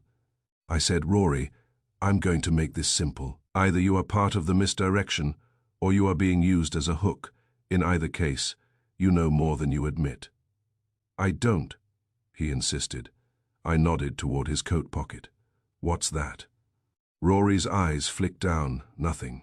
It's bulging, I said. Nothing doesn't bulge. He hesitated. Then pulled out a small notebook, the size you can fit in a pocket, with a plain cover and a pencil tucked into the binding. He held it like he regretted it. I write reminders, he said quickly. So what? You write reminders about deliveries, I said, because I could already see what was inside. I had the angle to glimpse the open page, and the page was marked with dates and times. Rory snapped it shut. Number, you're a terrible liar, I said. Open it. I don't have to, he said. You don't, I agreed. But if you keep refusing, Kramer will open it for you. That name still works, Rory swallowed. Then opened the notebook slowly, as if each page were heavier than paper. There it was, a list of dates. Times, little notes in the margin. Delivery window. Watch. Be there. The times matched the florist's delivery windows and the elevator log entries. Not all of them, but enough. I pointed. Appointments. Rory's cheeks were bright now. It's nothing. It's something, I said. It's you being on this landing at the right time repeatedly, without ever introducing yourself to Lena Carter. Proximity without introduction. He snapped. She doesn't want introductions. You don't know what she wants because you won't ask, I said. That's the point. Rory's voice rose. I never open the cards. I never read anything. I just fix mistakes. I bring the flowers down. That's it. That's your claim, I said. Now we test it. How do you know the floor is wrong if you don't know what it's supposed to be? Rory froze. He opened his mouth, closed it, and his eyes flicked toward the stairwell. Not because he wanted to run, but because he wanted the building itself to rescue him with some convenient noise. None came, I said quietly. Rory, you can't fix what you don't know is wrong. His hands tightened on the bouquet, and the card trembled slightly on its pin. He said thinly. The driver says it's for 2C. And yet you were here before he said anything, I replied. His throat worked. I heard his voice in the elevator. That elevator doesn't carry voices that clearly unless you're standing at the gate listening, I said. Which you were. Rory's face crumpled for an instant into something like panic, then hardened again. I'm done talking. He turned toward the stairs. I stepped in front of him, not yet. Rory's eyes flashed anger now, sharp and helpless. What do you want? I want to know who told you when to be here, I said. He shook his head. Nobody. I nodded toward his notebook. Then why write it down? Why mark the delivery windows like appointments? Rory's mouth tightened. I like knowing. I like being useful. You like being useful at a very specific moment, I said. That's not a personality. That's a program. His eyes widened slightly. That was the closest he came to admitting fear, I said. Take the flowers down, Rory. But keep the card intact. Don't touch it. Don't retie anything. If it arrives altered, that will be your problem. He glared at me, then moved past me and started down the stairs. Bouquet held carefully, like a man carrying both guilt and proof. I watched him go, then took the elevator down and waited in the lobby, long enough to see him deliver the bouquet outside Lena's door, not knocking, just placing it like an offering and retreating. He did not introduce himself. He did not speak. He did not take credit. Proximity without introduction. It was not romantic. It was control in a polite coat back at the brownstone.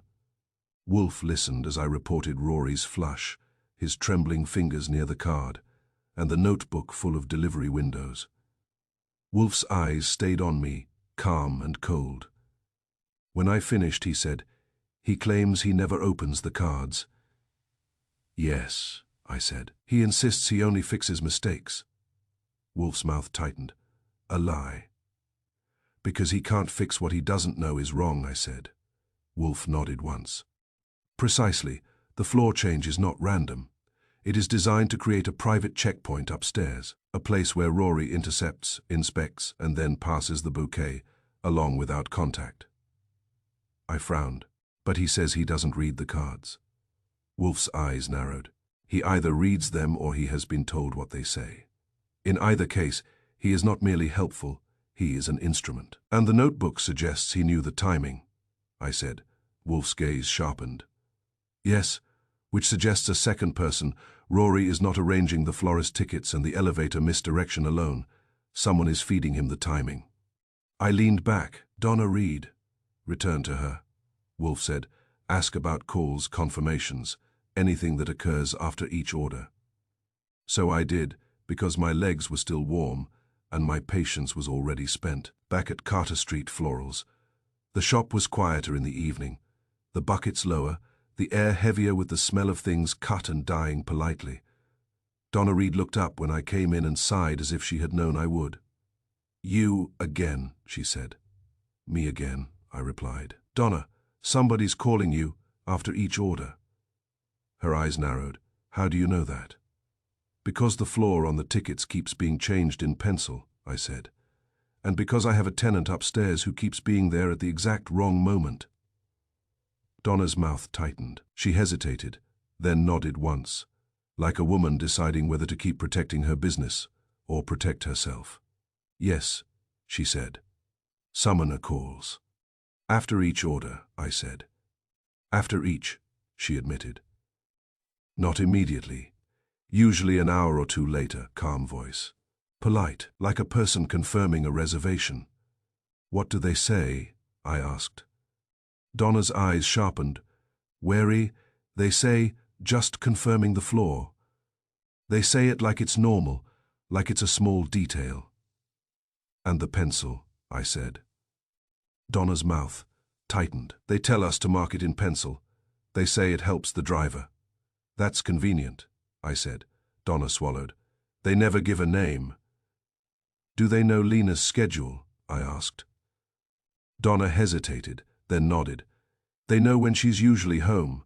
They say she gets in around 6, or she'll be there tonight. They know things I don't know how they know." "Calm voice," I said. "Yes," Donna replied. "Calm, controlled, not angry, not flirtatious, not anything, just sure." I nodded slowly. "So there are two hands, one feeding the florist instructions, one waiting upstairs, or the same hand using two methods." Donna's eyes were tired. I thought it was some boyfriend thing, some Valentine's nonsense. "It's not nonsense," I said. "It's a mechanism." Donna's mouth tightened. "What do you want me to do?" "Next time they call," I said, "keep them talking, ask a question, ask where they got the schedule, ask why pencil, ask anything, and call me." Donna hesitated. Then she nodded, because she was a practical woman, and practical women do not like being used. I left the florist shop with the wind biting my ears again, and the case tightening in my pocket like a folded knife. Back at the brownstone, Wolfe listened to Donna's admission without moving. When I finished, Wolfe said, "Now we see it." "A second person," I said. Wolfe nodded. "Summoning, feeding Rory the timing. Someone controlling the distance. Someone using Lena Carter's name as a tool and Rory Steele's hallway habits as a receptacle." I frowned. "What's the goal?" Wolfe's gaze was steady. "We will learn it, but we already know the method, a building full of eyes, a corridor used as a checkpoint, a woman made uneasy without direct contact, a man made useful without understanding why," I said, and a calm voice on the phone. Wolfe's eyes narrowed. Calm voices are often the most dangerous. They do not rise because they do not doubt. He leaned back slightly, and the brownstone's quiet held around us, steady and warm, as if the city's wind could not reach inside. "Mr. Goodwin," Wolfe said, "we will now determine who has the leisure and the access to conduct such a precise game. It will not be a romantic fool. It will be a careful person who enjoys controlling landings." I nodded, thinking of Rory's trembling fingers, of Lena's tired unease, of Donna's pencil instruction, of elevator logs with initials that kept appearing like signatures, proximity without introduction, and somewhere a calm voice was making sure the elevator stopped, one floor too high. Chapter 6. The hand behind the pencil Wolfe has a way of asking for the one document nobody thinks to save, and then behaving as if the entire universe should have been waiting for him to request it. That morning, after breakfast had been conducted with the solemn competence Fritz brings to everything he touches, Wolfe sat in his office with a cup of coffee and the expression of a man who has already solved the case, but is being forced to watch other people take scenic routes. I had barely sat down when he said, "Mr. Goodwin, obtain the building's service request slips." I blinked.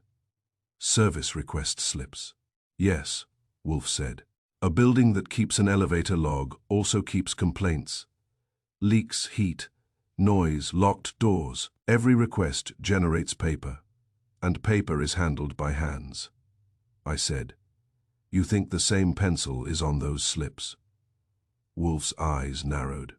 "I think the hand that circles floors is also the hand that manages a building. A person who enjoys adjusting outcomes, enjoys adjusting paperwork." "That's a lot of enjoyment," I said. Wolfe ignored me. He did not even pretend to be amused. "Bring me the slips, we will compare."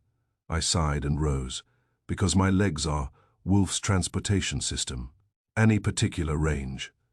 "February," Wolfe said. "And any requests that concern the elevator, the lobby, or package handling? A man who meddles in deliveries often meddles in access." I went. Queens was still cold, and Lena Carter's building still smelled like bleach, mail, and whatever culinary tragedy was occurring on the 4th floor. Gus Mallory grunted when he saw me, as if I were an overdue bill. "You back for more?" he said. "I'm back for paper," I told him. He frowned. "What paper?" "Service request slips," I said. "Maintenance notes, work orders, anything with pencil." Gus scowled. "You think the building is doing it?" "The building is innocent," I said. "The building is just a container. I'm looking for the hand that keeps circling the wrong floor." Gus's eyes narrowed. "Rory, maybe," I said.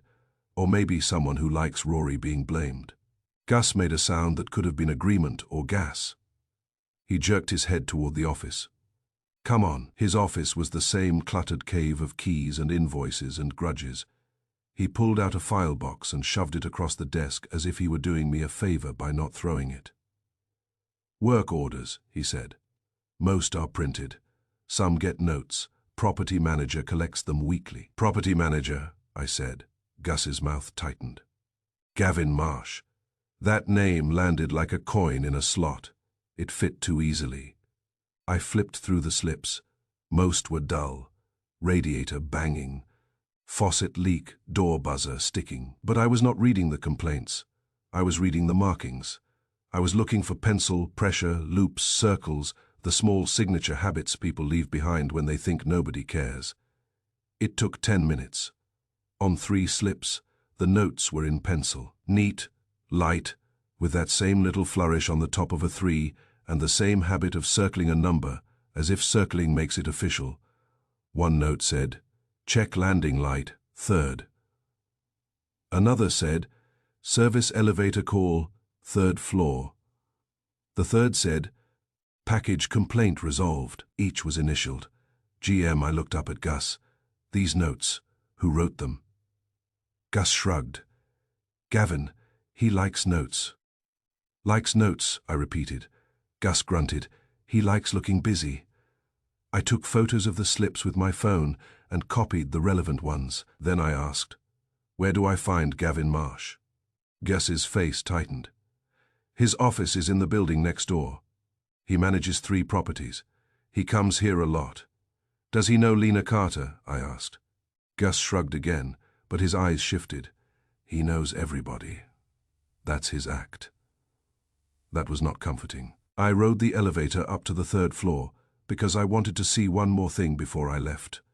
Rory Steele's door was closed. Silent. I did not knock. Rory had already shown me what he could, and Wolfe had already named him an instrument. I did not need to make him defensive again. I needed to understand the person playing him. Back downstairs, Lena Carter was in the lobby again, this time checking her phone as if hoping it would excuse her from the building's eyes. She looked up when she saw me and gave a small, tired nod. "Any more flowers?" I asked. She shook her head. "Not today." "Do you know the property manager?" I asked. Her expression tightened. "Gavin." "That's a yes," I said. She exhaled. "He's friendly." Friendly is a word people use when they want to avoid saying persistent. "To friendly?" I asked. Lena's mouth tightened. "He checks in. He asks if everything is fine. He says he wants tenants comfortable." "That sounds like his job," I said. "It's the way he says it," she replied quietly, "like he wants credit for it." I nodded. "Thank you." Her eyes held mine a moment, and I saw something there that was not fear. Exactly. It was the exhaustion of being watched without being touched. That is a form of pressure all its own. I left the building and found Gavin Marsh's office in the neighboring property management storefront. It was bright, clean, and decorated with staged cheer. A poster on the wall said, "We care about your comfort," which is the kind of sentence that makes me itch. A man came out from the back room with a smile that arrived before the rest of him. Gavin Marsh was in his 40s, tall, groomed, with hair that looked like it had never met wind. His suit was casual but expensive. His eyes were lively, and his smile was the kind that invites you to relax so he can steer you. "Can I help you?" he asked. I showed him my badge, which is not a badge but might as well be. "Archie Goodwin. I work for Nero Wolfe." His smile tightened for an instant, then returned. "Smooth. Wolfe. That's a name. What can I do for you?"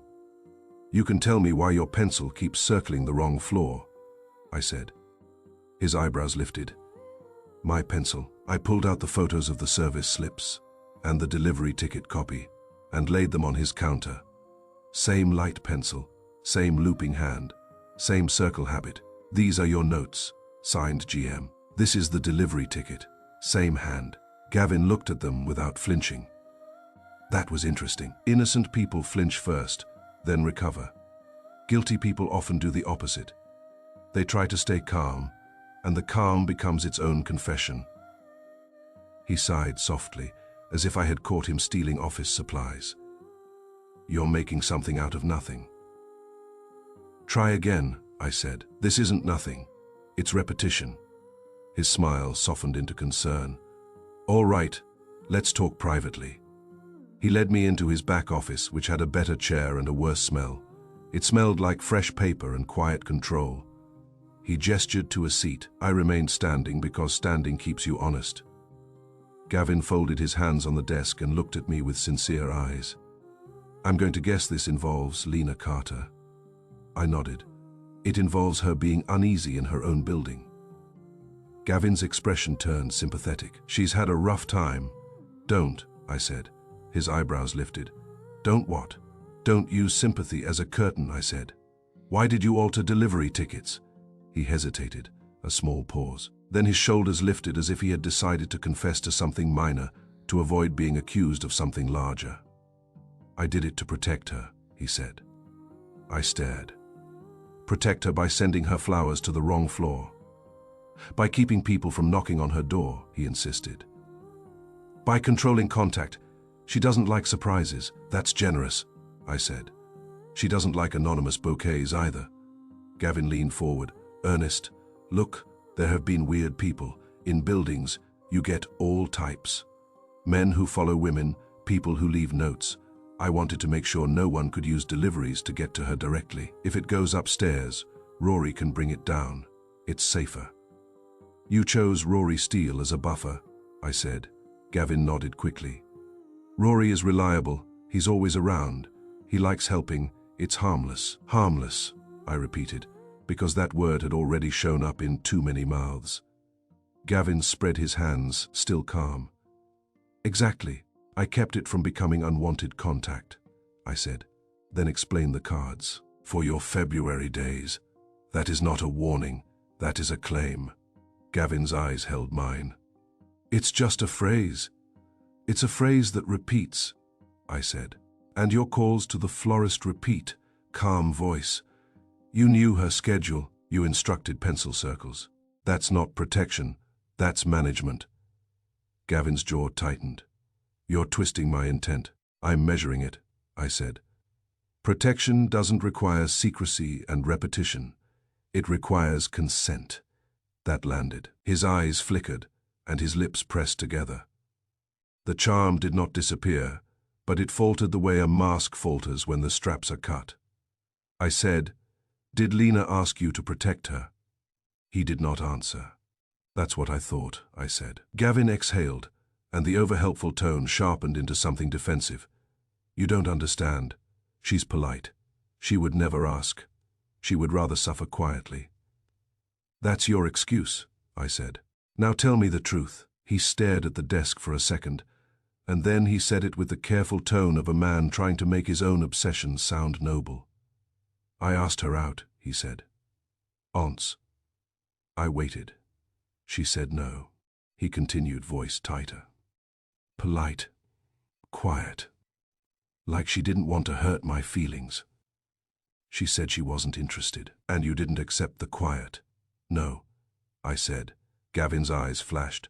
I accepted it. Then why are you here? I asked, circling floors like an invitation and calling florists like a clock. His shoulders sagged slightly. I thought she might soften. I almost laughed, but it was not funny. It was old and ugly and common. You thought if she believed someone admired her, I said, she would feel warmer. And you could keep it vague, keep it safe, keep it under your control. Gavin's mouth tightened. I never meant harm. You meant manipulation, I said. He flinched at that word, because people prefer softer labels for their own behavior. I wanted her to feel wanted, he insisted, without feeling pressured. And yet you pressured her with unease, I said. You made her watch her own hallway. You made her receive anonymous claims in her mailbox. You used Rory as a living blind spot to keep distance controlled. Gavin swallowed. Rory didn't know. Of course he didn't, I said. That was the point. If Rory didn't know, he couldn't betray you. He could only perform. You fed him timing by letting him see the delivery windows. You encouraged his habit of being helpful at the exact moment you needed a checkpoint upstairs. Gavin's eyes darted. I didn't tell him.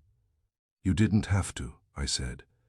You built the habit and let his need to be useful do the rest. His charm was gone now. What remained was a man who had mistaken access for entitlement. I said, You will come to West 35th Street.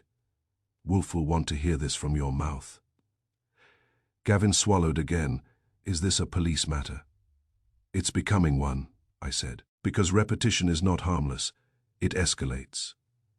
He looked at the photos on his desk, and for the first time, he seemed to realize that his pencil loops were not small. They were signatures. Back at the brownstone, Wolfe received the service slips and my report, the way he receives everything, without surprise and without drama. He examined the pencil loops, compared them to the delivery ticket, and nodded once. "Gavin Marsh," he said. "Yes," I replied. "Property manager. Charming, over-helpful, proud of keeping tenants comfortable." Wolfe's eyes narrowed. And his excuse. "He claims he altered delivery tickets to protect Lena from unwanted contact," I said. "He says misdirection to the third floor kept deliveries from becoming direct knocks." Wolfe's mouth tightened. "Protection does not require secrecy and repetition. It requires consent." I nodded. I told him that. He cracked. "Proceed," Wolfe said. "Lena rejected him politely," I continued. "He didn't accept the quiet. No, he used bouquets and misdirection to keep her thinking someone admired her, without revealing it was him. Rory was the buffer, the upstairs checkpoint, the living blind spot." Wolfe's gaze was cold, manipulation dressed as romance. "Yes," I said, and Donna Reed admitted someone called after each order, calmly confirming the floor in pencil and knowing Lena's schedule. "That voice fits Gavin." Wolfe sat back slightly, and for a moment his eyes drifted upward toward the stairs, toward the plant rooms where orchids bloom without needing to be tricked into it. Then he looked back at me with the steady displeasure he reserves for human pettiness. "This is not love," Wolfe said. "It is control. Mr. Marsh used the building as a stage and paper as a leash." I said, "Kramer will want him." Wolfe nodded. "Yes, but we will do this properly. Miss Carter deserves a clean end to this, not a messy confrontation in a lobby. Bring Mr. Marsh here tomorrow. We will have the facts arranged. We will have Inspector Kramer present, and we will ensure that Mr. Marsh understands that the word protection does not absolve a man of his own vanity." I leaned back, feeling the relief of a mechanism exposed. The bouquets had felt like a threat because they were engineered to feel like one. The wrong floor was not an error. It was a strategy, and the strategy had a hand behind it, a neat pencil loop, and a calm voice that believed it could control another person's sense of safety. Outside, February wind kept shoving at the city. Inside, Wolfe's brownstone remained warm, ordered, and stubbornly civilized. Wolfe lifted his coffee cup and spoke the conclusion quietly, as if it were a rule that should have been obvious to everyone. "Consent," Wolfe said, "is the only protection that matters." Chapter 7. The tenant who timed deliveries like Courage Queens in February has a way of making you feel as if the sky is practicing disappointment. The light is grey, the wind is bossy, and every brick building looks as if it is keeping a private opinion about your coat. I was back at Lena Carter's place before noon, because Wolfe had the pencil loops pinned to Gavin Marsh like a moth in a display case, and now he wanted the second piece of the machine to stop pretending it was only being helpful. That second piece was Rory Steele. The day before, I had challenged him in the hallway with sarcasm and pressure, and he had responded the way most nervous men respond when their fantasy is threatened. He got angry and called it harassment, which is the easiest word in the world to use when you do not want to admit you are the one hovering. Wolfe had made it clear that Rory was not the author of the scheme, but he was still part of it, and part of it is enough to make someone else's life smaller. This time I was not there to jab him. I was there to get the clean truth out of him and carry it to Wolfe like a dish Fritz would approve of. Neat and complete. Gus Mallory saw me come through the lobby door and made a face like his building had acquired a recurring illness. "You again," he said. "Yes," I told him. "I should start paying rent," he snorted. "You gonna arrest somebody? Or just keep walking around like you own the place?" "I'm going to stop someone from walking around like they own a person," I said. "Where's Rory?" Gus jerked his chin toward the elevator. "Third." "Of course," I said. "Any deliveries scheduled today?" Gus frowned. "No flowers today. Thank God." I nodded. "No performance. Good, then we can talk like humans." I rode the elevator up. It rattled and sighed, doing its job with the weary dignity of an old machine that has seen too many people lie in a small box. The third-floor corridor was quiet. Rory's door was closed and no music played. The air felt still, as if the building itself was holding its breath out of habit. I knocked. There was a pause, then footsteps. Then the door opened a few inches, the same cautious crack as before. Rory's eyes met mine and tightened. You again. But today I'm not here to insult you. I'm here to show you paper. He frowned. Paper. I held up my notebook and the printed copies I had made. Elevator log, service request slips, delivery ticket alterations, all tied to Gavin Marsh. Rory's mouth tightened. Gavin. That's right, I said. Property manager, calm voice, pencil loop. The man who used your hallway habit like it was furniture. Rory's eyes flicked downward. I could see his throat move as he swallowed. The door crack widened a fraction, then stopped again, as if he could not decide whether to let me in or keep himself sealed in the narrow comfort of denial. I said, quietly, Rory, I know you didn't start it, but you kept it going. I want to know why. His eyes flashed irritation. I didn't do anything, I just helped. I nodded once. Then help yourself now by telling the truth, because the alternative is that Kramer gets involved, and Kramer does not do gentle. Rory hesitated. The door opened wider, and he stepped back. Fine, come in. His apartment was neat, sparse, and arranged like a man who wants his life to look controlled, even when it is not. A couch, a table, a bookshelf with more empty space than books, and a window that looked out on another building's brick wall like a punishment. On the table was the small notebook I had seen before. It was closed now, pencil tucked in. Rory stood near the couch and folded his arms, an attempt at confidence that did not reach his face. I did not sit. Sitting makes people think the conversation is casual. I wanted him to feel that it mattered. Start with Lena, I said. Rory's cheeks colored faintly. What about her? You like her, I said, from afar. His jaw tightened. You don't know that. I do, I said, because you watch the lobby like it's a job, because you stop music when footsteps come, because you appear in the hall right before deliveries. People don't do that for strangers they don't care about. He looked away, and that was enough confirmation. I softened my voice slightly. Not kind, but less sharp. Rory, I'm not here to mock you. Liking someone is not a crime. Using a building to pressure them is. He exhaled. I didn't pressure her. You did, I said. You hovered. His eyes flashed. I never bothered her. You bothered her with your presence, I said. You made her feel watched. You delivered flowers to her door without knocking like a ghost. That is not neutral. Rory's arms dropped. He looked tired suddenly, the way men look when they have been holding up a lie for too long and their muscles give out. He said, low, I did like her. So you chose distance, I said. He stared at the wall. I didn't want to be rejected. I nodded. That was the center of it. Fear with a neat coat on, I said. Then tell me about Gavin Marsh. Rory stiffened. What about him? You know him, I said. He manages the properties. He knows who comes and goes. He knows schedules. Rory hesitated, then nodded. He's around. He's friendly. Over-helpful, I said. Rory's mouth twisted. Yeah. Did he notice you watching Lena? I asked. Rory's face reddened. I wasn't watching her. I raised my eyebrows and he flinched. All right, he said, frustrated. Yes, he noticed. He noticed everything. He would walk through the lobby and say hi to everybody. He'd ask who was new, who had problems, who needed anything. He always acted like he was doing everyone a favor. And he did you a favor, I said. Rory swallowed. He talked to me. He said he'd seen me helping with packages. He said that was good, that it made the building feel safe. And then he brought up Lena, I said. Rory's eyes flicked, guilty. He said she was sensitive, that she didn't like direct contact, that she had history. Missing person file history, I said. Rory nodded.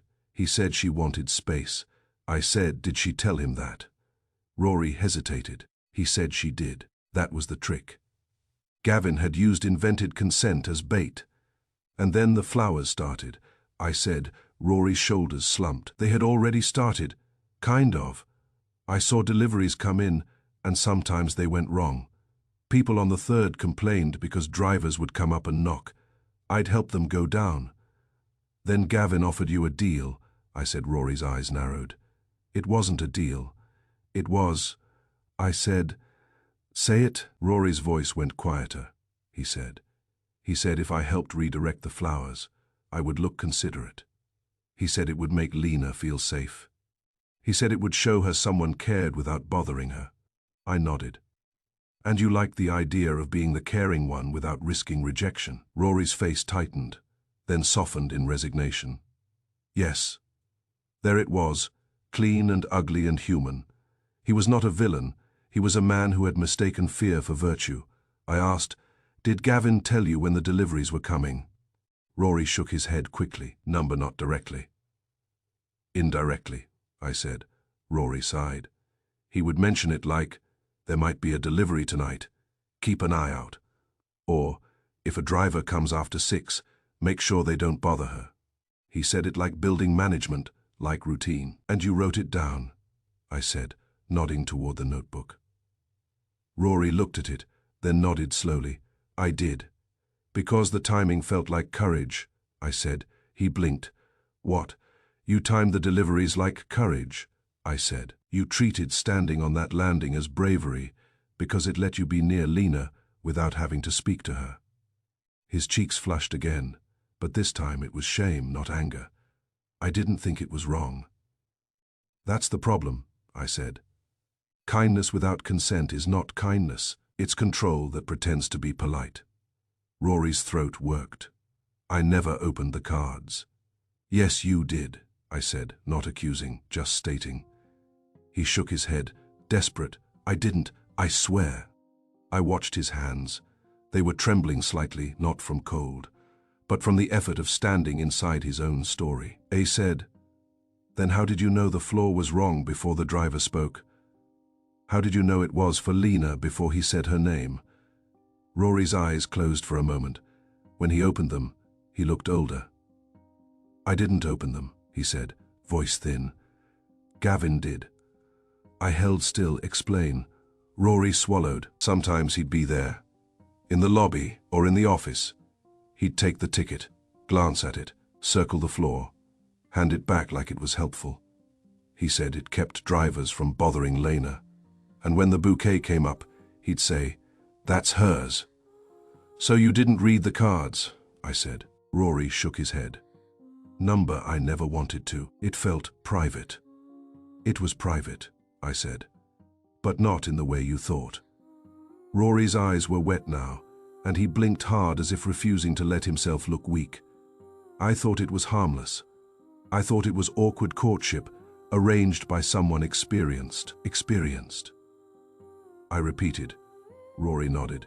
He talked like he knew how women think, like he was helping me. Rory flinched. How? You're going to come with me to West 35th Street, I said.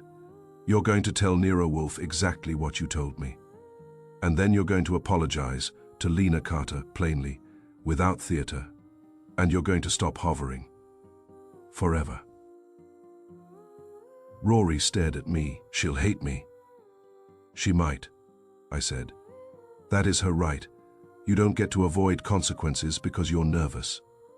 He swallowed hard. Okay. I did not expect that quick agreement.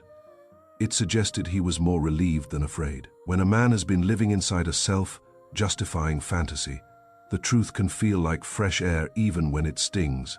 We went downstairs together. In the lobby, Gus watched us with narrowed eyes. Where are you taking him? Gus asked. To get him out of your hallway, I said. Gus grunted. Good. Lena Carter was not in the lobby this time, which I was grateful for. I did not want Rory's first step toward repair to happen in public, like a spectacle. Wolfe would have hated that too. Wolfe believes in clean endings. He also believes in privacy when privacy is deserved. The cab ride into Manhattan was quiet. Rory stared out the window like a man watching his own life slide past in grey February light. When we reached West 35th Street, the brownstone looked as it always does, solid, composed, unimpressed by the city's weather. Inside, it was warm. Fritz took our coats with his usual calm, and if he had opinions about a nervous tenant brought to Wolfe's office, he kept them to himself. Fritz has seen everything. He does not waste expressions. Wolfe was in the office, seated behind his desk, as if gravity had been invented for his chair. He looked up when I entered, then looked at Rory Steele. Rory stiffened, as if he had stepped into a courtroom. Wolfe's eyes were calm. "Mr. Steele." Rory blinked.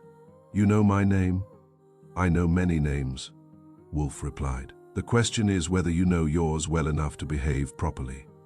Rory swallowed. "I'm sorry." Wolfe lifted a hand slightly. "Do not begin with apology. Begin with clarity. Apology without clarity is theater." That line landed hard, and I saw Rory relax slightly. Wolfe was not angry. Wolfe was demanding. Rory could handle demand.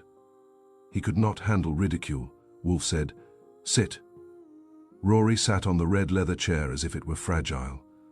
I took my seat at my desk, pen ready. Wolfe's orchids were upstairs, breathing their controlled air, and the house smelled faintly of the kitchen's work, something savory and steady. The brownstone was doing what it does best. It provided a civilized setting for ugly truths. Wolfe spoke, precise. "Mr. Steele, you have been present at repeated misdirected deliveries to Miss Carter. You have positioned yourself on the third floor landing above her apartment and intercepted bouquets addressed to her. You have done so without introducing yourself. Explain."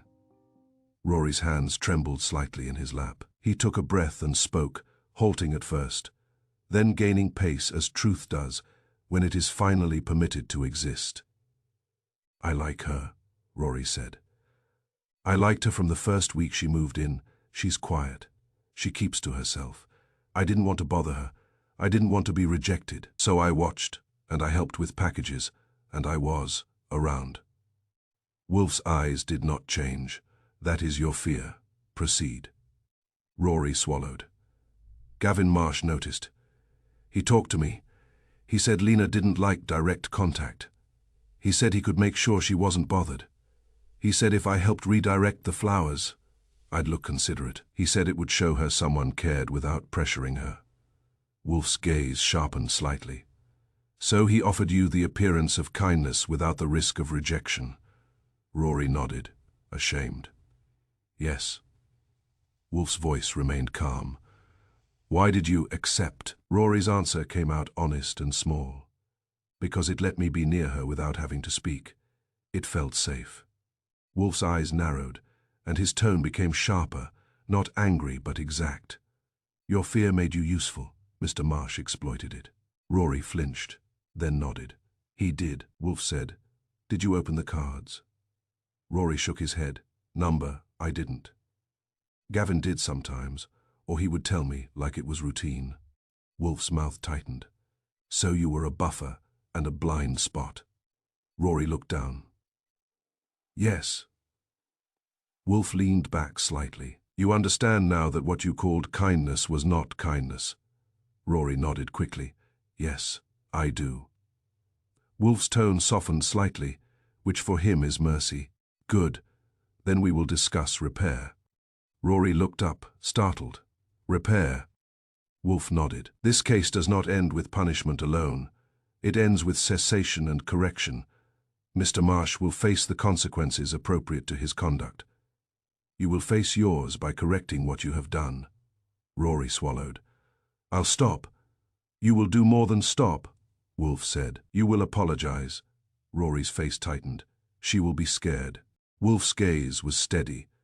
"She has already been made uneasy. An apology does not erase unease, but it acknowledges responsibility. That is the minimum decency." Rory nodded, voice low. "Okay," Wolfe continued. "You will not attempt to explain your feelings to her. You will not seek sympathy. You will state plainly that you participated in misdirecting deliveries, and that you will never do so again. You will also state that you will not hover in the lobby or hallway near her apartment. If you wish to be neighborly, You may do so in the only acceptable way, by treating her as a neighbor, not an object. Rory's eyes were wet again. He blinked hard. I can do that. Wolfe's voice was firm. Do it. I watched Rory take a breath, and I realized he was relieved. Fear makes people cling to stupid arrangements because they feel safer than direct risk. Wolfe had removed the arrangement and left only the direct truth. And even though that truth would sting, it would also free Rory from his own ridiculous performance. Wolfe looked at me. Mr. Goodwin, you will accompany Mr. Steele to deliver his apology. You will also inform Inspector Kramer that Mr. Steele's cooperation is complete and that the responsibility for the scheme rests with Gavin Marsh. Yes, sir, I said. Wolfe's gaze returned to Rory. Mr. Steele. Yes, Rory whispered. Wolfe's tone was final. Kindness without consent is not kindness. It is intrusion with manners. Remember that. It may save you from becoming a different sort of man. Rory nodded, and for the first time since I had met him, he looked like a person rather than a habit. We left the office, and in the hall Fritz appeared with the quiet efficiency of the house itself. He handed Rory his coat, without a flicker of judgment, and Rory murmured thanks as if gratitude were new to him. As we stepped into the February wind again, I thought about Wolfe's line, the one he had delivered without heat, because Wolfe does not need heat to be sharp. Fear makes people useful. Gavin Marsh had known that. He had used a nervous tenant's hunger to feel brave as a tool to keep control over a woman who had already said no. Now the case had shifted. It was no longer just accusation. It was repair. Wolfe tolerates very few endings, but he tolerates that one, especially in February, when the city is cold, and people reach for warmth in all the wrong ways. And if Rory Steele could learn that courage is not standing on a landing at the right time, but speaking honestly at the wrong one, then maybe the building would stop performing and start living again. Chapter 8. The Right Floor. At last, Wolfe does not enjoy confrontation for its own sake. He enjoys resolution, which is an entirely different appetite. Confrontation is messy, full of voices and excuses, and the peculiar human habit of believing that if you speak long enough, the facts will get tired and go home. Wolfe's method is to let the facts sit in a chair and wait. The excuses usually collapse first. The day after I brought Rory Steele to West 35th Street, Wolfe instructed Fritz to call Gavin Marsh and request his presence in the brownstone as soon as possible. Fritz does not ask why. Fritz simply speaks in a polite tone that makes men behave as if they have been invited to something important. Gavin arrived at 3 o'clock, punctual enough to look considerate. The February wind followed him into the hall like a rude guest, and Fritz shut the door on it with efficient disapproval. Gavin removed his coat, smiled at Fritz as if charm were currency, and then smiled at me as if we were old colleagues. He carried himself like a man who believes his intentions will be accepted as evidence. His hair was still perfect, untouched by weather, which told me he had not walked far. You must be Archie, he said, offering his hand. I looked at it. I did not take it. You must be Gavin. His smile tightened a fraction, then recovered. Mr. Wolfe asked to see me. Upstairs, I said. Bring your pencil. His eyes flicked, and the charm held for another second. Then he followed me to the office. Wolfe was behind his desk, composed, a large man in a large chair, surrounded by books and the faint, clean memory of orchids drifting down from the plant rooms. The brownstone was warm. Fritz was at work somewhere in the kitchen. The city outside could do what it pleased. Inside, Wolfe's world was arranged. Gavin stepped in, smile ready. Mr. Wolfe, I'm Gavin Marsh. I manage the building where Miss Carter resides. I understand you have concerns. Wolfe regarded him without movement. Sit, Mr. Marsh. Gavin sat. He crossed one leg neatly over the other, the posture of a man ready to explain. Wolfe's tone was mild. I have asked you here to discuss complaints. Gavin's eyebrows rose. Complaints? Yes, Wolfe said. Complaints regarding your conduct. Gavin laughed softly, as if that were charming too. I assure you, I take tenant comfort very seriously. Wolfe's eyes remained steady. That phrase, you are proud of it. Gavin nodded, earnest. It is my job to keep tenants comfortable, to keep the building running smoothly. People deserve peace in their homes. Wolfe's gaze sharpened. Miss Carter deserves peace. Gavin's smile softened. Exactly, that is why I have been attentive to her situation. There it was, the opening. Gavin stepped into it willingly, like a man walking onto a stage he thinks he owns. Wolfe said, "Attentive, describe your attentions."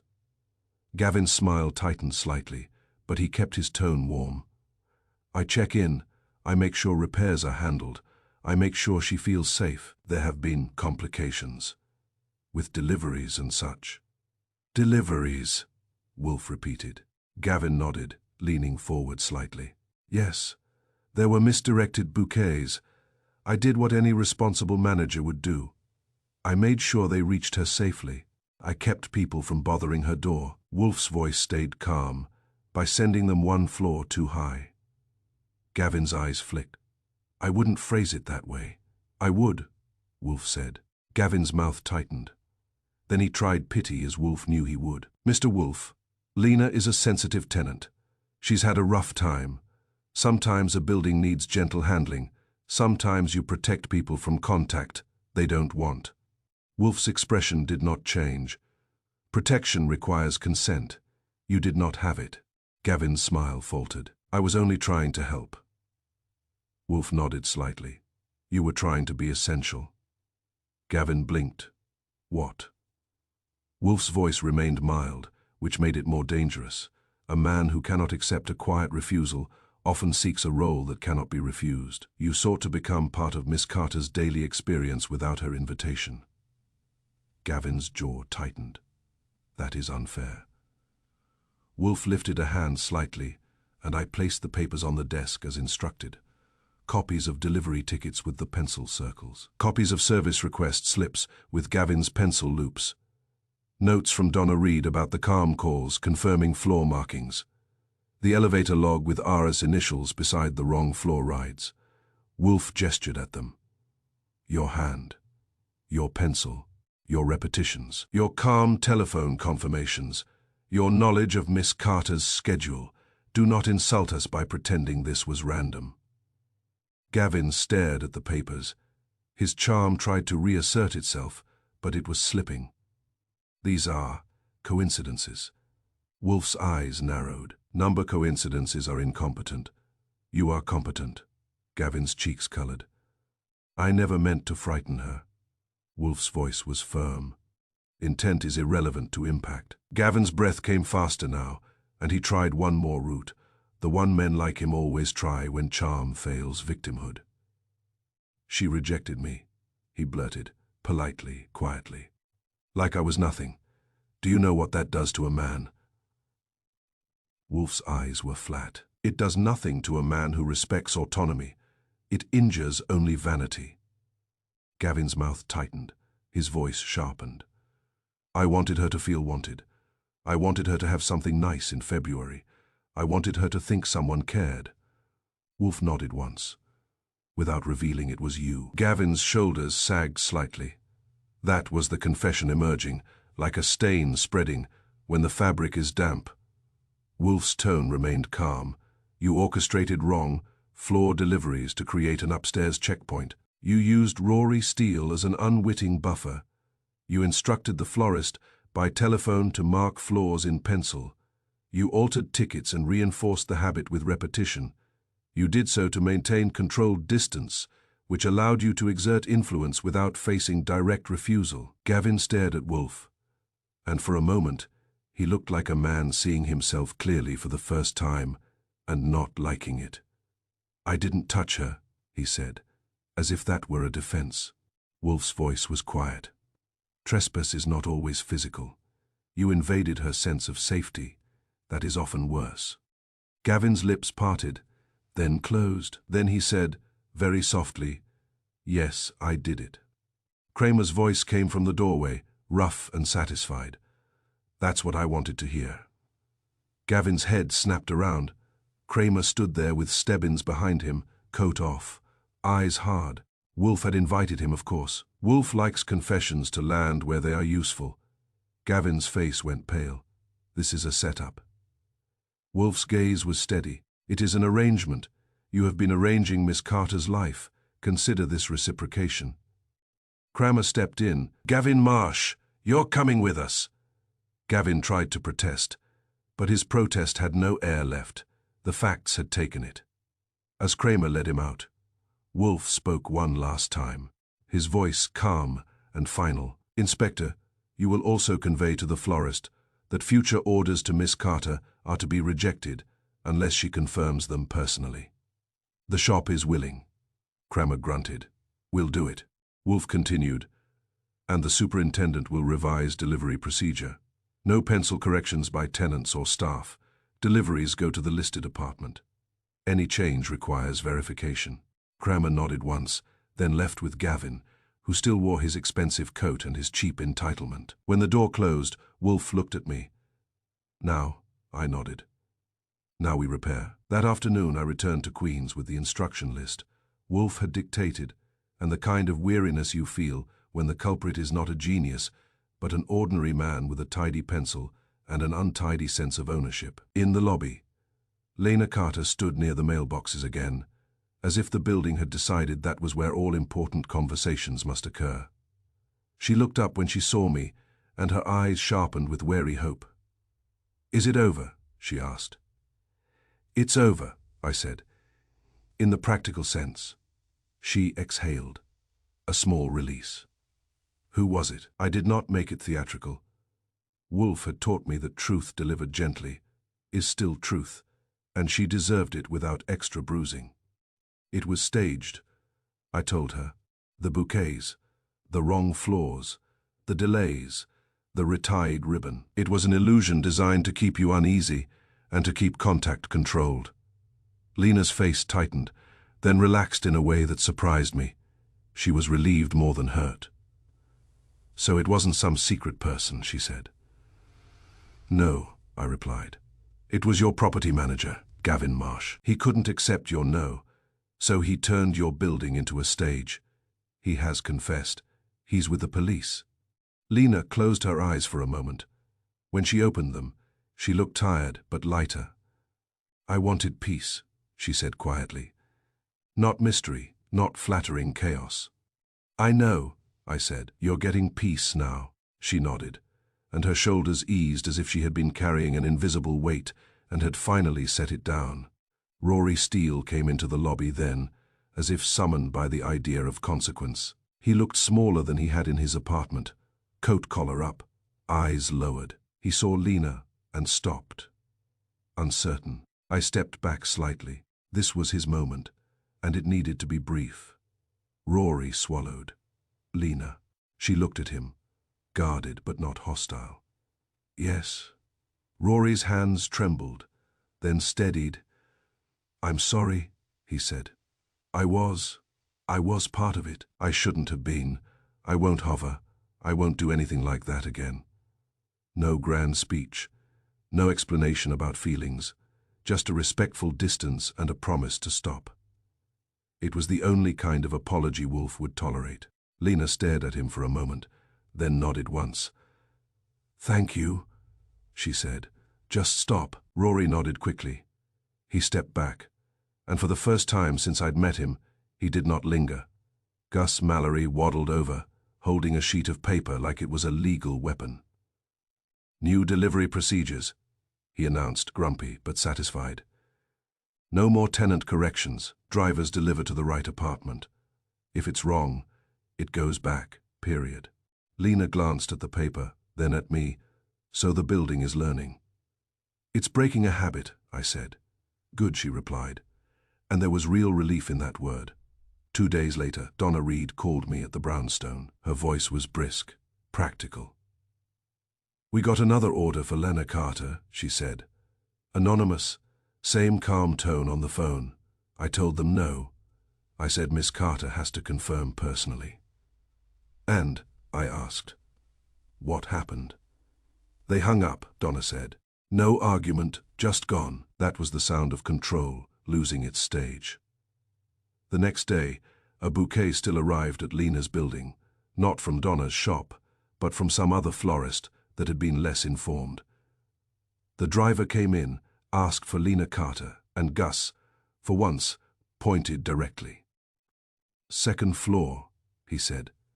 "Apartment 2C, no detours." The elevator went to the correct floor. The bouquet was delivered to the correct door, and Lena returned it, unopened. She told Gus, calmly, that she did not accept anonymous flowers. Gus wrote it down, satisfied. The driver took it back, annoyed. And the building did not perform anything else. When I reported the outcome to Wolfe, he was in his office with a book open and a cup of coffee nearby. The house was warm. The orchids were upstairs, blooming on schedule, because orchids do not need staged illusions to be themselves. Wolfe listened, then nodded once. "The building's habit has been broken," he said. "And the quiet trespass," I added. Wolfe's mouth tightened slightly, as close to approval as he gets. "Yes, that too." I leaned back in my chair and looked around the office. At the orderly shelves, the solid desk, the calm that Wolfe insists on preserving even when the city is busy with noise and people with their petty compulsions. "All that," I said, "over a pencil and a man who couldn't accept a quiet." "No." Wolfe's gaze was steady. "That is how many harms begin, Mr. Goodwin. Not with violence, with entitlement." Outside, February wind kept shoving at New York, but inside the brownstone, the case had ended the way Wolfe prefers. Not with romance, with the right floor. At last,